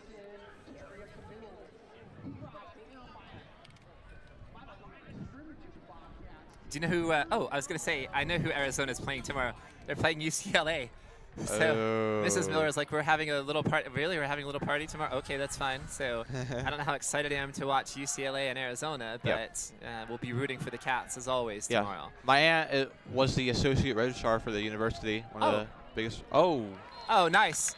A little joust and a jostle, and Jimmy Diaz there breaking that one up. Dylan Arvado, the intended target from Will Howell, incomplete. Diaz has sparkled defensively at corner tonight for the Cats. Yeah, I mean, the family on my dad's side, very big University of Arizona fans. I mean, my aunt met Rob Gronkowski. She, you know. I'm glad you mentioned him. When you say Brody Coleman, you think about somebody like Rob Gronkowski or Travis Kelce as a big target, a big weapon. I mean, obviously those guys are the very elite and arguably the greatest tight ends in the history of the sport. I think Gronkowski, you put him right there at the very top. All right, Howell back to throw. Coming near side here, going for it all. A little bit overthrown. Arvado had a step. Diaz was right behind him there. Incomplete. A late penalty marker down. So let's see what this penalty is. Are you noticing the public address announcer? Yeah. A little extra, right? Yeah. Will Howell, he has a cannon, but holding against Mountain View, it'll be declined. Yeah. But he's not very accurate. I mean, unfortunately. No, I thought it was a holding call there. That was the signal that I saw. I didn't see personal foul. Yeah. But that's what the public address announcer here from Mountain View. A colorful character, as they all are in high school across the landscape of Arizona. I don't know how his vocal cords can kind of withstand the punishment that he's putting them through. Yeah. He's really talking like this the whole time. Yeah, very kind of raspy. Very raspy. Yeah. But maybe that's how he talks normally. So. Highly unlikely. Yeah. Let's just try to be a little extra. Mountain View's a little extra. Let's just call it like that too. Yeah. All right, so it'll be 1st and 10 here for the Cats at the 50, right at the midfield. 28-0, all Bobcats tonight. It's Braden Cherry's in the pocket, doing pistol again. You know, I've noticed pistol a lot. It's all pistol. Team. Yeah. It's the trend in college is pistol. We see it in the pros as well. And Cherry under pressure and is brought down here. So it'll be a sack here for number 88, Austin Osterkorn. That's a really cool name. The one thing that I don't want to see with Braden, I don't want to see him run the football ever, unless Why? it's a quarterback sneak. He doesn't have the wheels, and he often runs. He's usually straight up and down, like he's exposing himself to hits. I've seen him take some punishing hits to his ribs, which I worry about as well. So I don't want to see him run the ball. I'd rather see him just fall, honestly, than run the football, because I don't want to see him putting himself at risk. Well, as I mentioned earlier, the new teams, it's, all around. You have to be able to scramble, but throw the ball. And, yeah. So 2nd and 19, it'll be a 2-yard pickup. It'll make it 3rd and 17. Cherry comes off to the sideline here, gets his instruction directly from offensive coordinator Louis Nightingale. Yeah. But I want to see Braden throw the ball. Braden can throw the ball all day. I don't want to see him running it. Just like I don't want to see Tom Brady running a football for the Patriots or Tampa running the football. Now, quarterback sneaks, that's different, right? And Brady's the best quarterback of all time in general, but also on quarterback sneaks. But I'll also take Joe Montana. In a game, you need somebody to win a game, I will always take Joe Montana. So but, I'm just gonna put that out there. Braden Cherry kind of reminds me of Dak Prescott. He has a cannon, but he can also scramble. Yes. A little bit statuesque back there. Little play action pump. Jimmy Diaz, a bullet there, just off target, but Diaz on a streak, and he had a step or two on both of his defenders who were trying to cover him. So we've seen that laser there. We've seen the velocity from Braden. Just a tiny little bit of touch. And again, the wind a little bit gusty here. Again, it's blowing kind of upper left to lower right on your screens at home. But it is a little bit of a factor here. So the Cats have the wind at their back, the wind at their sails. And here comes Ethan Shockmill to punt here, averaging 33 yards per punt. The senior, number 55, avid fisherman.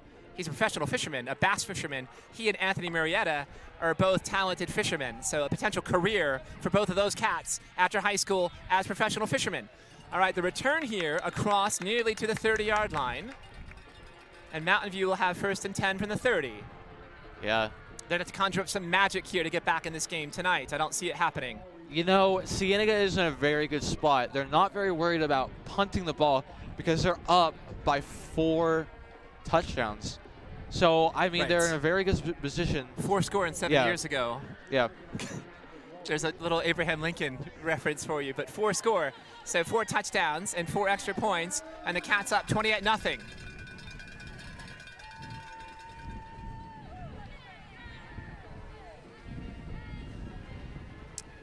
Curious, like I have no idea what's happening in Major League Baseball, like the playoffs. Yes. So I'm curious to see what's happening with that. We'll tune into that when I get home late tonight, and I'll probably watch the broadcast post. It'll be super late for me tonight, probably 2 a.m. bedtime tonight, 2 a.m. Mimi times on a Friday. Not good for my biological clock at all. Yeah. But that's how we do. So Ridge, you should watch this broadcast. Doesn't have to be tonight, but maybe tomorrow morning or something like that. Critique yourself. Yeah. Pinpoint what you did well. Pinpoint, oh, I could have done this better. I look at it, I'm like, oh, I said this, I said this, I said this. I say the same things all the time. Down player, There's a cat apparently. Down at the 35. Not sure who that is. We'll get a number here, and we'll find out some status. So Coach Argraves going out to check on his player, Joe Eastless. Now this is encouraging. This is most likely a cramp. So we've got some cramping here, especially early in the season that you'll see with players. And she's pinpointing here the right leg. So I'm guessing it's a cramp that needs to be stretched out.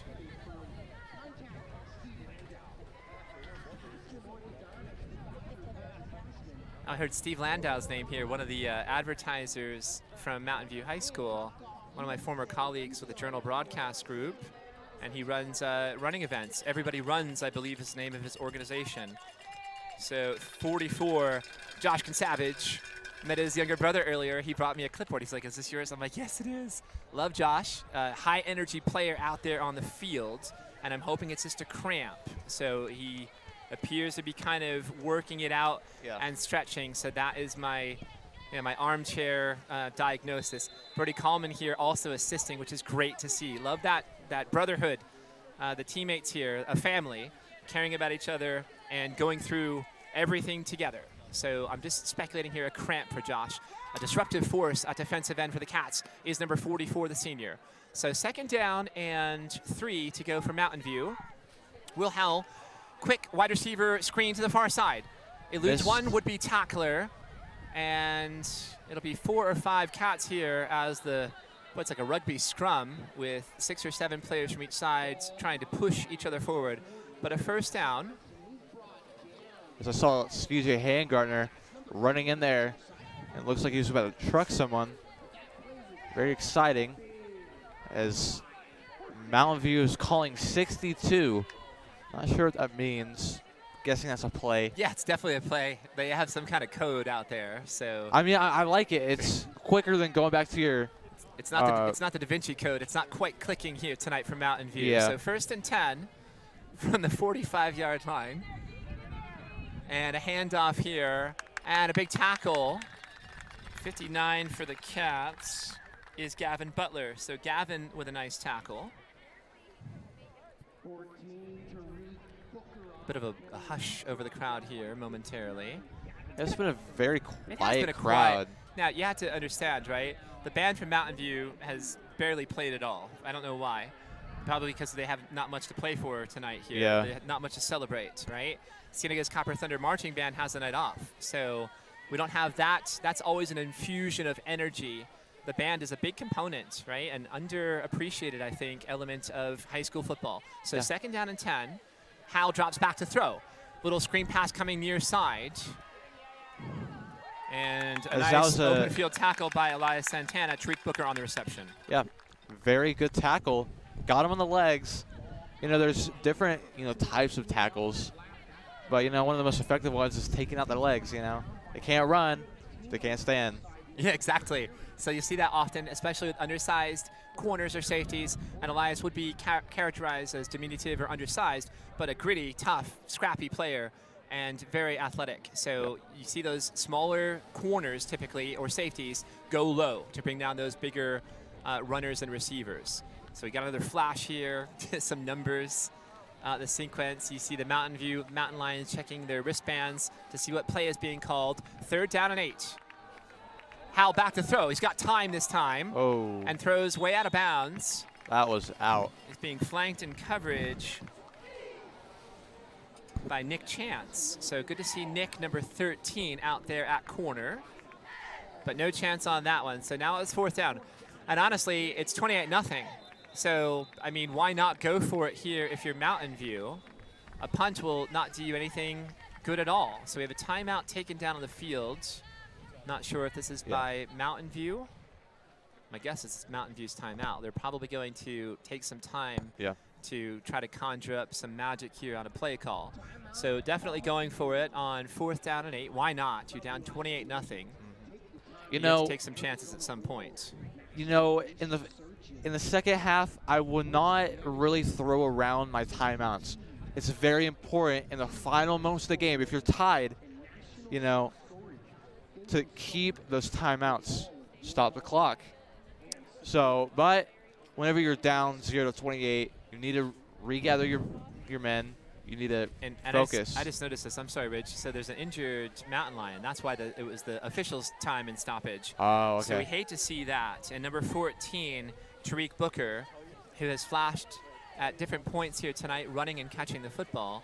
He's being assisted off of the field. So you never like to see that happening. Yep. But 4th down and 8 here. And I do think that Mountain View will and should go for it. I think they are. They've got their punter out, number 12. Well, maybe they'll do a fake. Who knows? Rowan Colombe, the senior, number 12, at punter. Had one blocked earlier tonight. Spezio Gonzalez got to that one. It was a big moment for the Cats early in the game. Elias Santana, always dangerous, drifting back here to his 20. Wobbly punt, you gotta watch out for that. Karan Watson, that's a block in the back. It should be, and there's a flag. And then Elias picks it up and picks up a couple of yards there, but clear as crystal. Karan Watson there, a block in the back, and he targeted 25, Dylan Arvado. Yeah, that's a play that you want to be very careful of attempting. You don't want to hit him in the back because, you know, get those calls. So I've seen plenty in the NFL and college. Right. Whenever it was like kind of on the back, but it was on the side. You want somebody, you love to blindside hit somebody who's unaware. Like, you love to see those as a fan, especially if it's the other team. These massive haymakers that are dished out there. So that was a little bit ill-advised on that, but this will move it back. I think it'll be a 15-yard penalty against the Cats. Yeah. And Cienega will have it 1st and 10 at their 15-yard line. Yeah, as I said a million times before, it's the penalties. You know, we are up 4 touchdowns, but you do not want to risk, giving up yards. These little things, right? Like, especially in a close game, especially in a big game, those mistakes are magnified, and they really end up being very costly. Yeah. All right, here's Cole, a little misdirection there, and Dylan Arvado with a nice open field tackle. So Arvado has shown here tonight, especially on defense, has number 25, scrappy, gritty player, playing with a lot of pride here on the Mountain Lions of Mountain View High School. Wayne Jones Field is the location of the game here tonight. What did the sign say? It was Nighty Night Bobcats?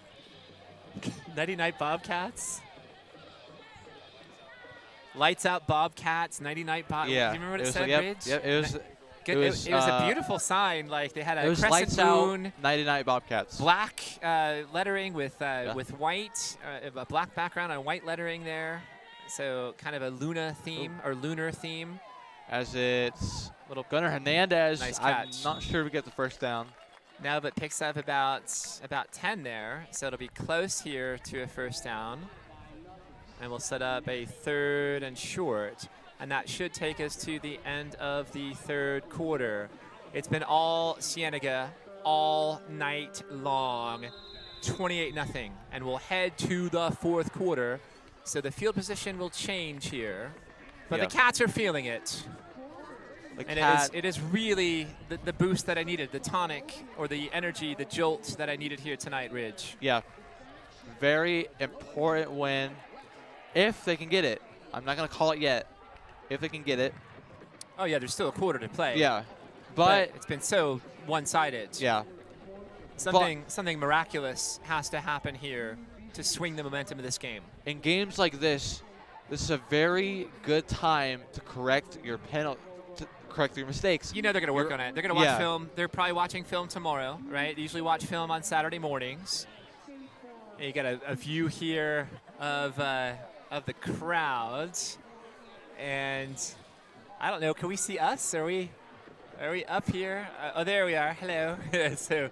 Right in the middle. Hi, Mom. Right there in the middle of the field there. So, that's a good shot. See, I don't look at the screen too often. I'm usually watching the field. So the Cats here, 3rd down and 2. Now going from right to left for the 4th quarter. Brady Belt's in motion, and there's some movement there. I think it was an offsides against Mountain View. Let's see how this shakes out. Could be a false start by Mountain View, too. Looks like there's a player down on the field from Mountain View. Offside. Yeah, so there's a first down for the Cats. The player that was down was 77. He popped up very quickly. That's Diego Elias, number 77, the junior, 6 foot 230. So there is some, grade AA beef, I would say, on the offensive defensive front from Mountain View. 6'3", 285, 6'4", 250, 6 foot 280, 6'1", 345, 345 pounds, Ridge. Wow. I mean, we're talking about 1,000 pounds, as Ken Beaver, my colleague, said last night. We're talking about 1,000 pounds on the offensive line at high school, right? Yeah. Massive size. But the Cats here, undersized to a degree, but in terms of technique on the offensive front, excellent tonight. Go ahead. You know, it's most people focus on the size. Now, did you see that? Yeah, yeah. I think that was Handgartner. Absolutely. C.J. Handgartner complaining. Number 32 from Mountain View stepped on his face mask. Yeah. Did you see that? Yeah, I saw that. There's no call for that. I'm surprised that the refs did not call that. Especially from one of your captains. So Brett Roberts, 32, like literally stepping on the face of C.J. Handgartner. And Handgartner to the ref, like, you're not going to call that? Exactly. 2nd down and 10.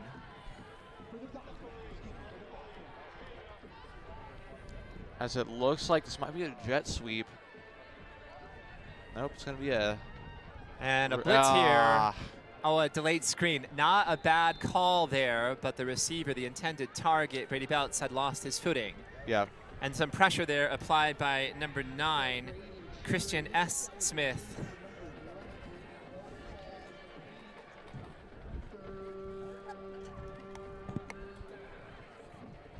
Sorry, that's me to the public address announcer. Like, you know, at the University of Arizona games, their public address announcer goes off on 3rd downs too.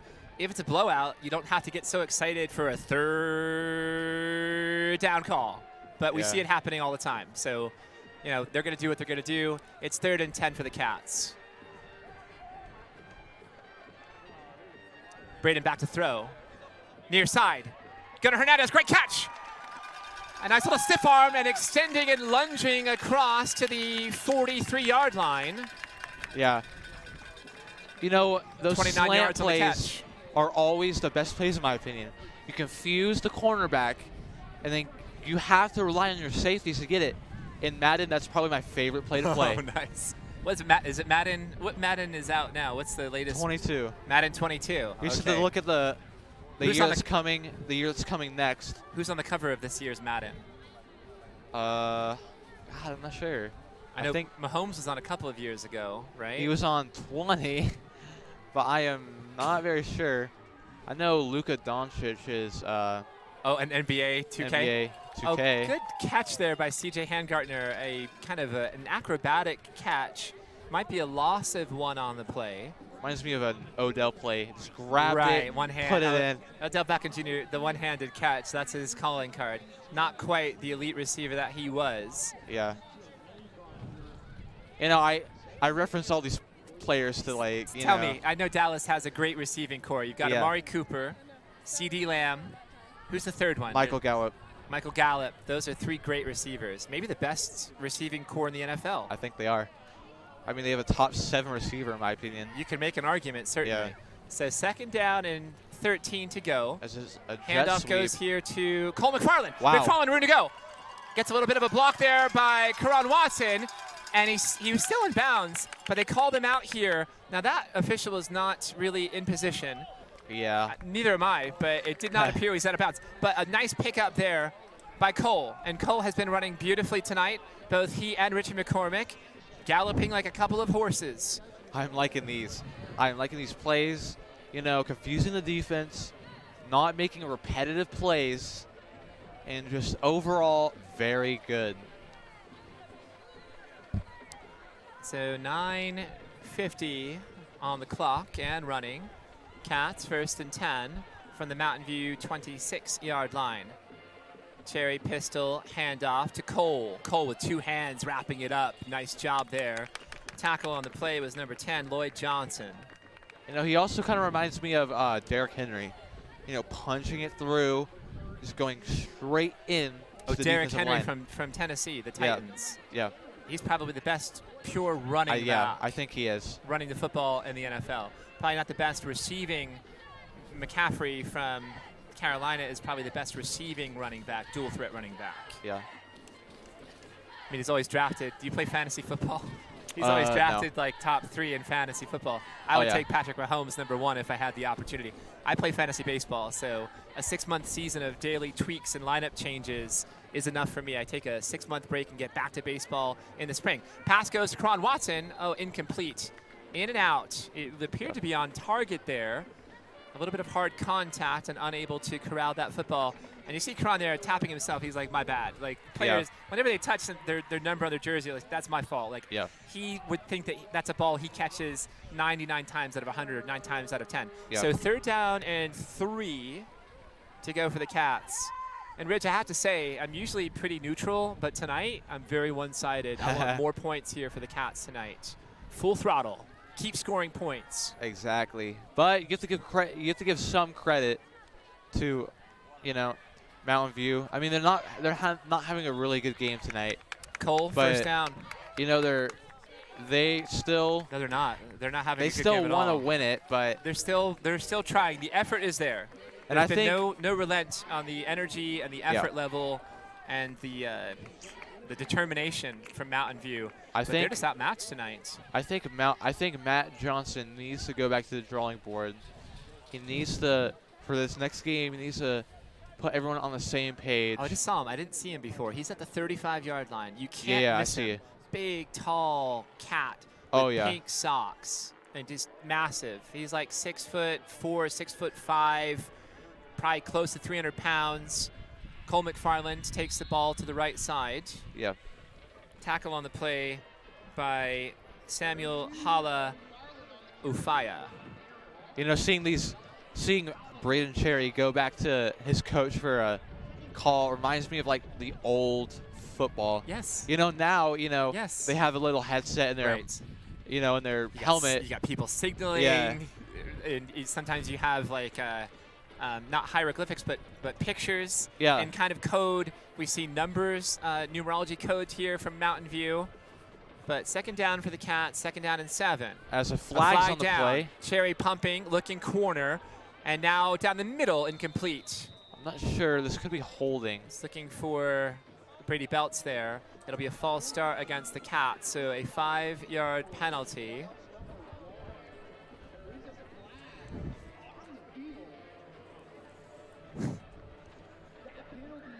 I'm really just loving this announcer. Yeah, I'm glad. I'm loving him too. Like, I'm glad that you're also loving him. Yeah. It's a very distinctive, very unique call here from the public address announcer from Mountain View High School. Wayne Jones Field. Wayne Jones was a great coach from Mountain View in the 1980s and 1990s and won 1 state title, maybe 2 state titles. Back in the day when I covered high school sports for the Arizona Daily Star, a very genial coach, very great to talk to, always humble, appreciative, patient, and kind. So I have a very high level of respect for Wayne Jones. We're here at Wayne Jones Field at Mountain View High School. What I also like about this offense is that they switch off the person that's running. Right. They got Richie McCormick running it, but they also got Cole Mcfarland running it too. It confuses the defense. They don't know which one they're going to go to if they're both on. That's right. It makes it difficult to kind of target. They're not really locked into one particular player. Yep. And again, all these interchangeable pieces at wide receiver, whoever gets subbed in, like, they're all equally capable in my view. Yeah. So we've got 3 wideouts near side. Karan Watson, Brady Belts, and C.J. Handgartner. And far side, it's Brody Coleman. Handoff up the middle. And touchdown, Cole McFarland. Wow. So 7 yards on the touchdown run by Cole. Yeah, I mean, great play by Cole McFarland. Just punching it through, and I'm really liking that. And they're also not very, ball hog. They share it. Team oriented. It's a team. Football is a team game. As long as you win, that's all that matters. Oh, Brindley powering that one through. Now, we see the leg strength. Her distance, her range is about 45 to 47 yards. That is, wow, yeah. And I do want to see her kick a field goal in that range at some point this season. Well, hopefully she will. Maybe she can do it like the Ravens did a couple weeks ago, breaking the all-time kicking record for longest field goal. Now, who was that? Yards. Who was that kicker? I'm not sure. What team? Ravens. It's not Stover. He retired a long time ago, I'm sure. Yeah. I don't watch a lot of NFL, so I don't remember who the kicker is. But, yeah, a 66-yard field goal. Can you imagine? Yeah. Crazy. I mean, you have to have a cannon of a leg to do that. So that means, because the end zone is 10 yards, right? Yeah. So start at the 50. So 50 plus 10 is 60. So and he then was you go back another 6 yeah. at the 44, his own 44-yard line. Yeah. To kick it from that distance is crazy. Yeah. Crazy. 66-yard field goal. And I think he broke the old record. I think it was Tom Dempsey who his foot was, he didn't have all his toes, so he had a bit of a club foot, kind of like a driver in golf. And some people thought it was an advantage for him to get extra distance. And I'm like, how could that be an advantage? So ball appears to have popped out here. Well, you know, one thing that I've been looking into is the barefoot kickers.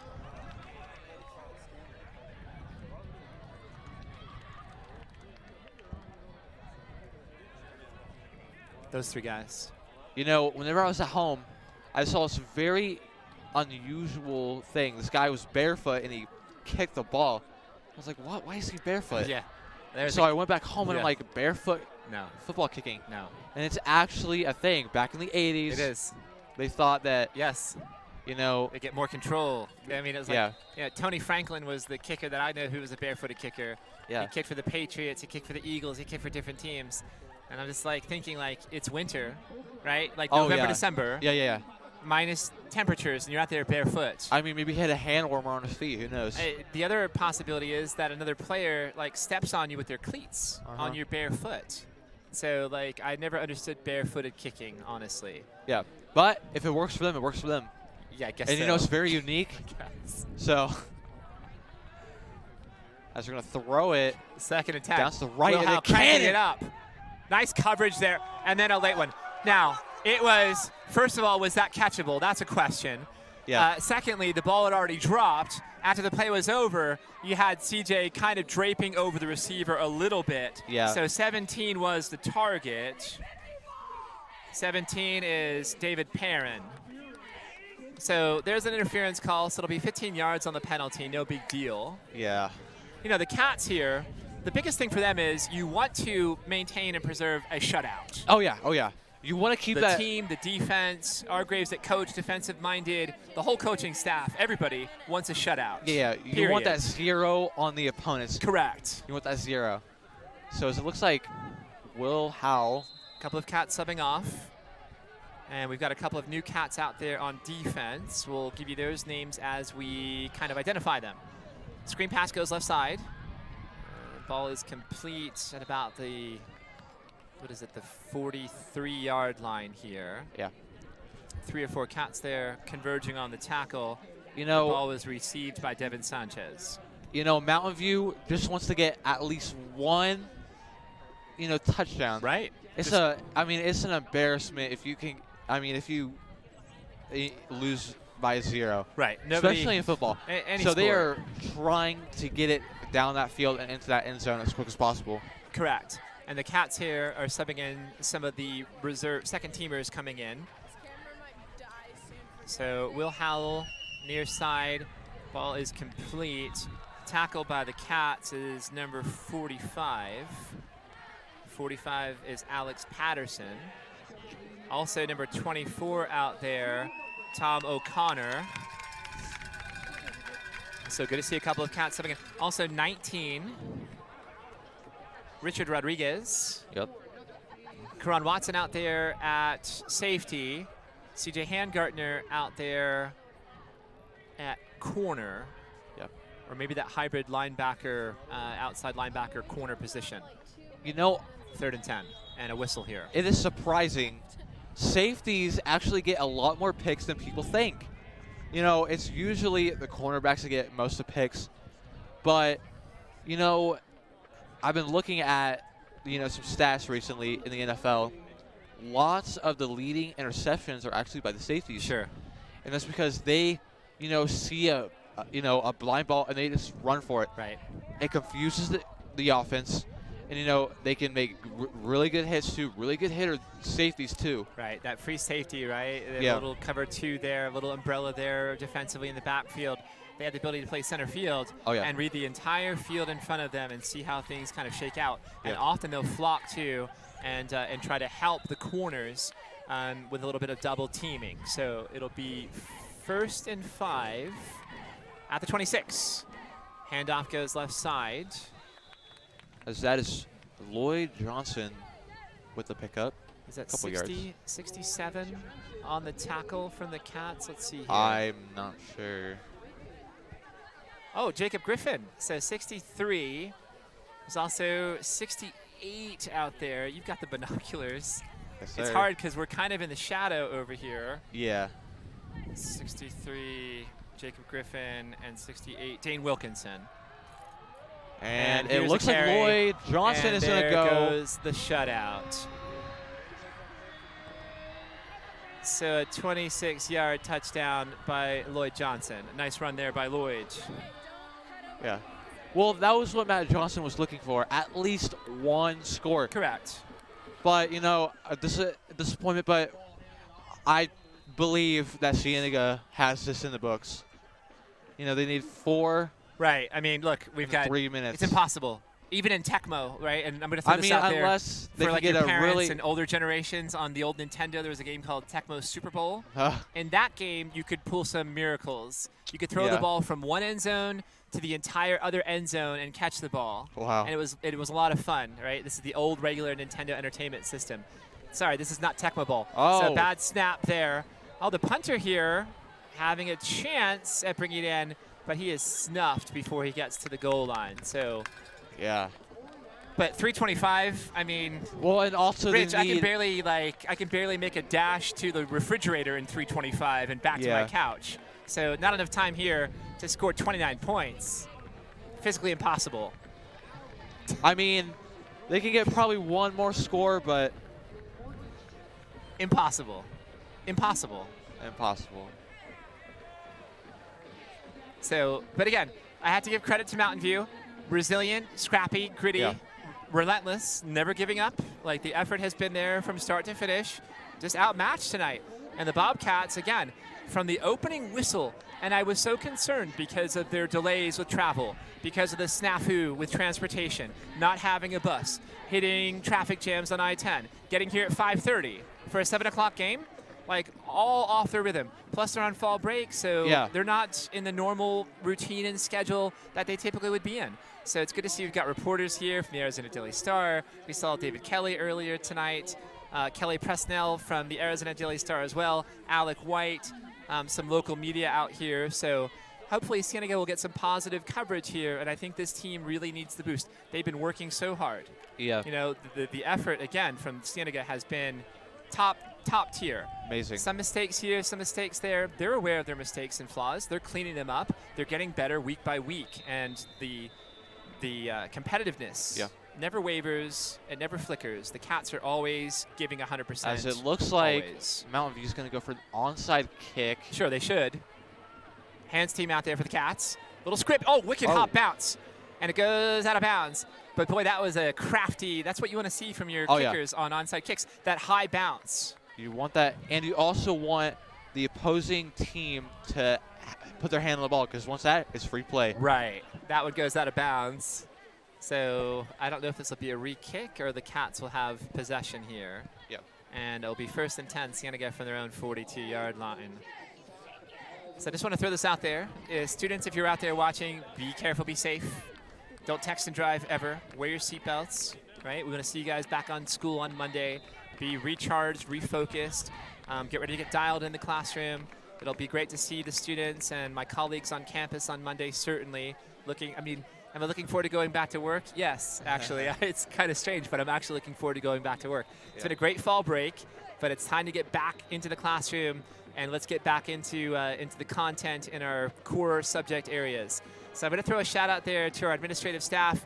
Kim Middleton is the principal of Cienega High School, Assistant Principal Steph Magnuson, Assistant Principal Chris Widosh, Assistant Principal Brenna Torres. The Athletic Director is Chris DeRozier. Justin Argraves is the head coach from the football program. So just want to give some props out there to Cienega High School's administration.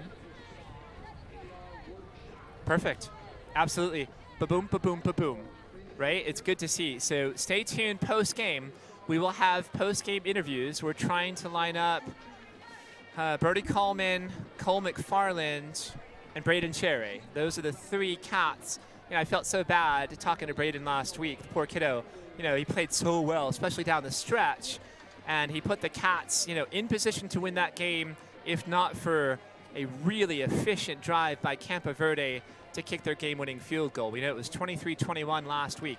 Well, the Cats have been able to turn the page, to move forward here, and come out very impressively on this Friday night.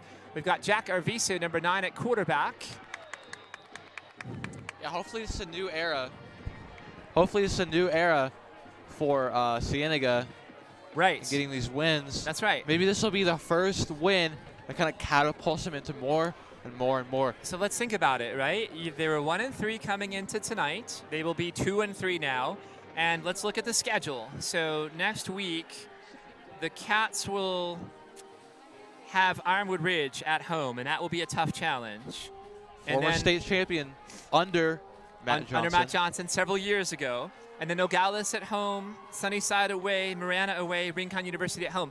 All those games are potentially difficult games coming down the stretch, but winnable games, especially when we see the effort here. The focus from start to finish, the Cats complete for 4 quarters. We have not seen them complete for 4 quarters yet. Tonight we've seen that. Oh, yeah. They're focused, and they are driven to win.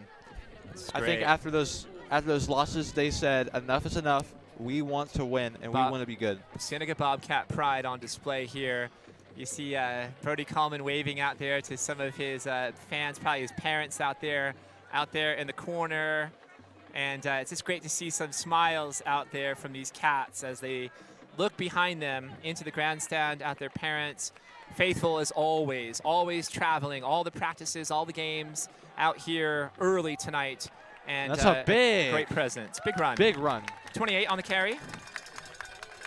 28 is Edgar Garcia, the junior. As there's 1 minute 51 seconds left on the clock. And there is a first, I'm not very sure who has. There's an injured player. There's an injured mountain lion down there at the 38-yard line. That's never good. No, they lost a player earlier, and I don't know about the status of Tariq Booker 14, but he was helped off there with a little bit of assistance. The Cats had a couple of players who were just slightly shaken, and I think we saw with Josh Consavage, it was a little bit of a cramp there with his right leg.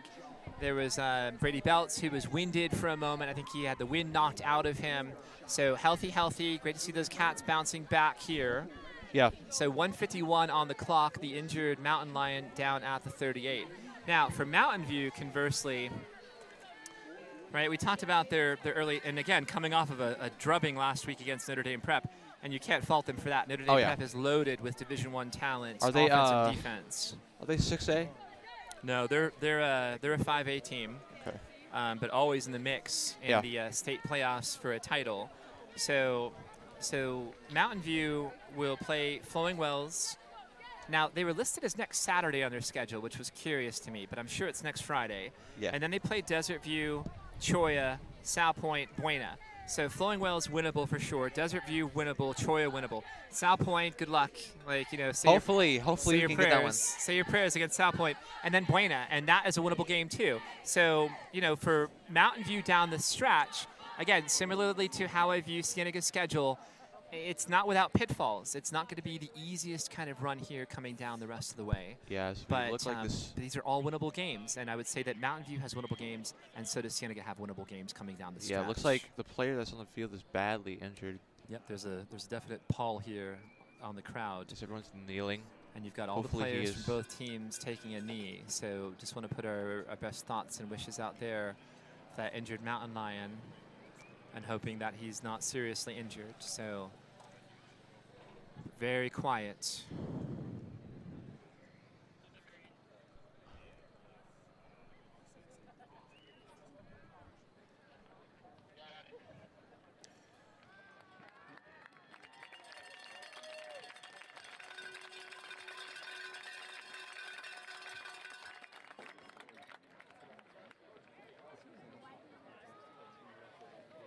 Yes. All right, so the injured player is 61, Thaddeus Kessinger, the sophomore.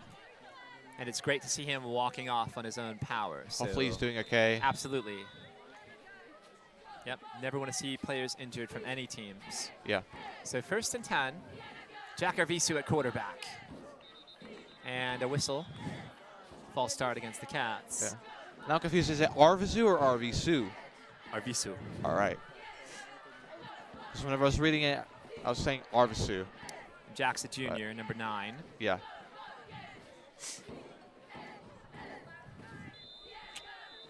And see, I think this player kind of looks like he has some legs on him. Yeah, and a good arm too. We saw that in Yeah. the Copper Navy scrimmage. Oh. And there you called it, his legs there, and he may have lost the football, but I think he was down by contact on the floor, so or down on the turf. I don't know if that was a fumble to begin with, but yeah. I had him down as contact or down on the field. So Arvisu going back to the coach. I want to throw some props out there to Jason Holly, the JV coach last night. So very impressive was that junior varsity squad. I saw a really high-level play from the JV, which was wonderful to see. The previous Thursday, I was doing public address for Eric Tatham again. He's out in Colorado visiting his daughter, Stephanie, and his grandson. So happy to fill in for 2 games at public address. Gives me a little taste of PA, and then I can go back to my normal kind of boring life. So a run here to the right side, a couple of yards on the carry. Tick-tock, 35 seconds and counting. Might take us down here to the wire. So again, want to put our best well wishes out there, but stay tuned post-game. Ashley Aros, our intrepid field reporter, will have interviews. She's trying to target Cole McFarland, Brody Coleman, and Braden Cherry. The Cats are lining up at midfield, getting ready to high-five the Mountain Lions. We wish Mountain View the best of luck here with the remainder of their season, and Matt Johnson, their great head coach. I want to thank Nathan Orlup, who is the athletic director from Mountain View High School, for his hospitality. And it's great to see the Cats here coming off the field victorious, 35-6. Very impressive game. Jinx, you can't talk. We said the same thing at the I'm just kidding. Did you know that's going back to probably the 40s and 50s. Oh, yeah. Before my time even. So go ahead, Ridge. Give us your assessment here from Cienega tonight. Yeah, Cienega, very good on all aspects of the game. Defense, offense, and special teams. I like their defense. Their rush game is very good. They can pressure the quarterback. That's how I think they got some of those interceptions, was a pressure on the quarterback. Right. Also, a lot of throwing by Braden Cherry. Right. Braden Cherry, very confident in this game. Oh, yeah. But I think there was like 2 running touchdowns. Yep. So that just speaks that they can go from all angles of the game. No, this is great. Look at Brody Coleman hurdling over the bench here, and the Cats are going to go into Cienega's theme song.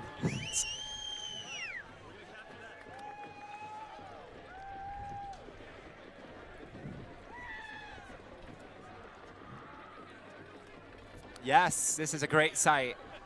Boy, a sight for sore eyes if ever there was one. Wonderful to see the galvanized Cats of Cienega High School. And I love those helmets. I didn't notice this before, but they've got numbers or numerals on the side of the helmets along with the logo. I don't know if that's brand new or not, but there's our shot. I think the MVP of this game for Cienega was Brody Coleman. Yes. Brody Coleman, efficient on all aspects of the game. Yes. Yep. But some notable players, Gunnar Hernandez, making some big plays. So Coach Argraves is whisking those players to the locker room, lickety-split. And we're going to have Ashley Aros here grab a couple of Cats, and we will kind of stay tuned for that. So we'll be monitoring that closely. Well, they all just kind of drifted away. So they left her kind of hanging out there. They're going to have a little talk, so we'll fill some time for a moment. We'll give you a scoring summary. It was Cole Mcfarland, a 20-yard touchdown run to open things up. Brindley Lorenko was perfect tonight on extra points. She's 14 for 15 on the season.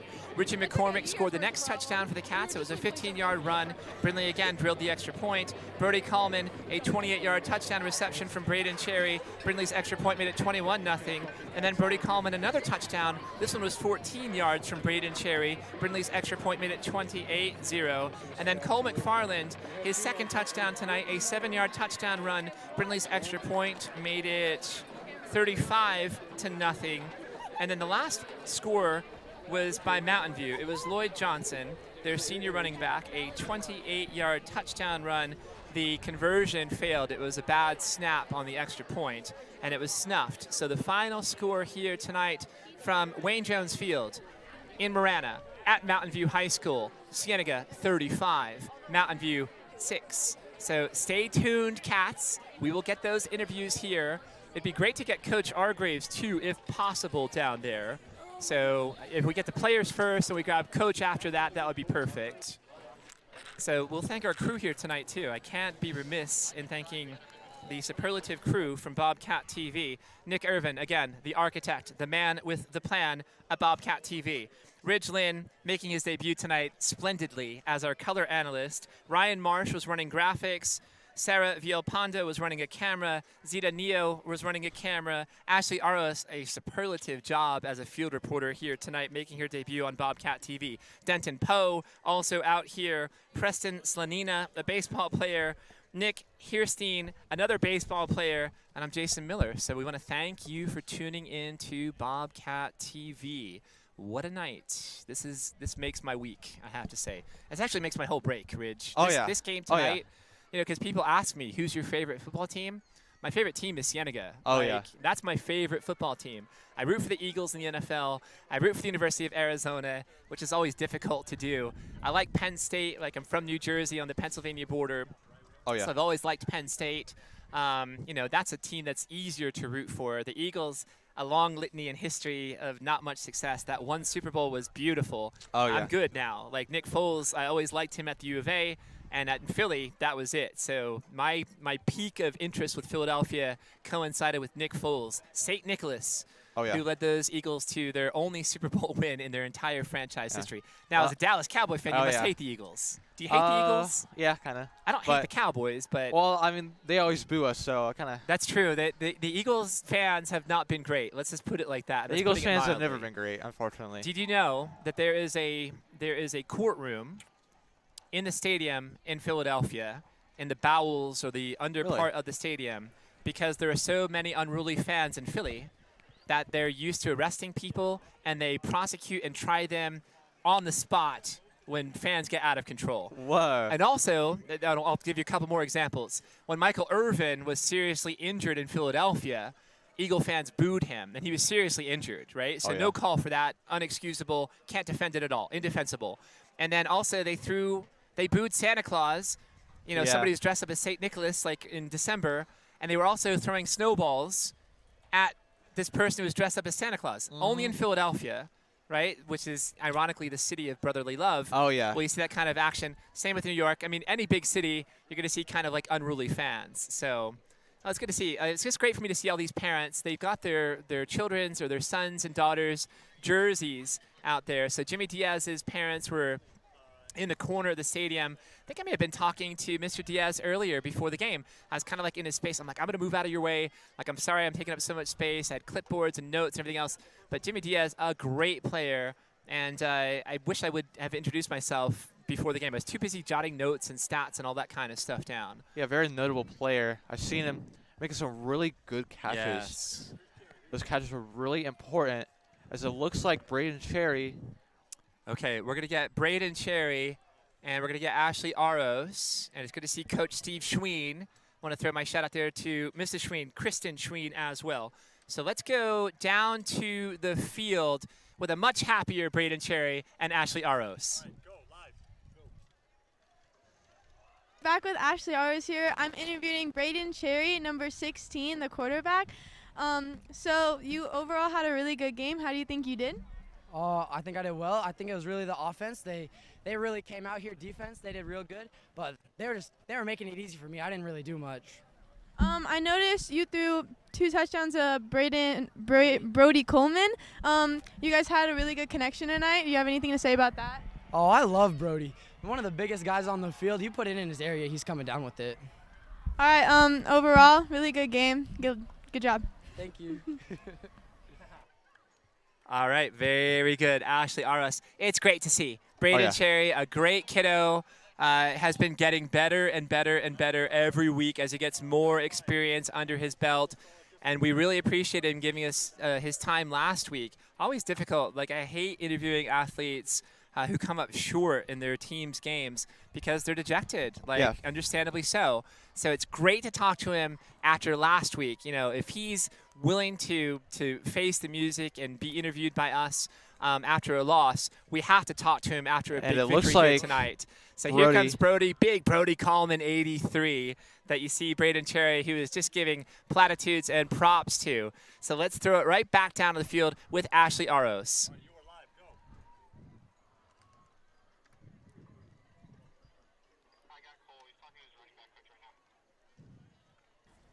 How did you think you did tonight? I think I did okay. You know, first 2 touchdowns ever in my high school career. I'm excited, and you know, there's always room for improvement, but we're getting there. Our chemistry is coming together, and we're coming together as a great team. Overall, how do you think the team did bouncing back from a tough loss last week? Our team did amazing. We fixed everything. We fixed all the stuff that we were going wrong with last week, but man, we're coming together a lot better, and we're going to become a better and stronger team this rest of the season. Overall, do you have like anything that you think you could have done differently tonight? You know, there's some blocks I missed. There's some, you know, opportunities that I missed on defense, but you know, we're going to continue to work hard and fix those over the rest of the season. All right, great game tonight. Good job. All right, love that. And then I think we're going to drop Cole Mcfarland right here into the mix. So we'll go back to back here with Cole. Bring him in and let's get him. I'm with Cole Mcfarland. So how do you think you did tonight overall? I thought I finished really strong. You know, I came out, started pretty well, but then, you know, I started thinking about those fumbles that I had, which, you know, I got to clean up. But, you know, I felt a lot better that last drive, and I'm going to continue to work, continue to get better. How did you bounce back after those couple fumbles? I started thinking about it, and then, you know, I wasn't running quite as hard as I could have or should have. And, you know, after I just let it eject out of my head, I started not thinking, just follow my blocks, do my job. Is there anything you did differently to prepare this week from last week? You know, we prepare the same hard way every week. That's one of our goals. Just try to do whatever we can to come out and get a win on Friday nights. All right, great job. Good job this week. Thank you so much. All right, very good. So there's Cole Mcfarland, and I think we have got Coach Argraves as well that we're trying to snag. So he might be being interviewed by one of the local media that's here. So should we cut it for the night? If we can get him, we might fill like a minute here to try to get Coach Argraves. Alec White from the Arizona Daily Star, a Bobcat TV alum, one of my great play-by-play announcers from back in the day, is out there. We don't want to interfere with what he's doing, but I think it's good. I think we should snag him for sure, right? So I can fill like just a minute here. So I want to thank the crew again. Nick Irvin, Ridgeland, great job tonight as my color analyst, sir. Well done. Ryan Marsh, Sarah Villalpando, Zita Neo, Ashley Aros, Dynamite reporter on the field, Denton Poe, Preston Slanina, Nick Hierstein, and I'm Jason Miller. So thank you for tuning in tonight. We've got Coach Argraves, and as soon as Ashley grabs him, we're going to go right down to the field. Take it away, Ashley. Hi, I'm with Coach Argraves again. How do you think the team did over tonight? I thought we did a tremendous job. You know, they came out, they put a full 4-quarter football game together. That's something we've been struggling with the last couple of weeks. But, you know, they did a great job, all 3 facets of the game, offense, defense, and special teams. Couldn't be more proud of them.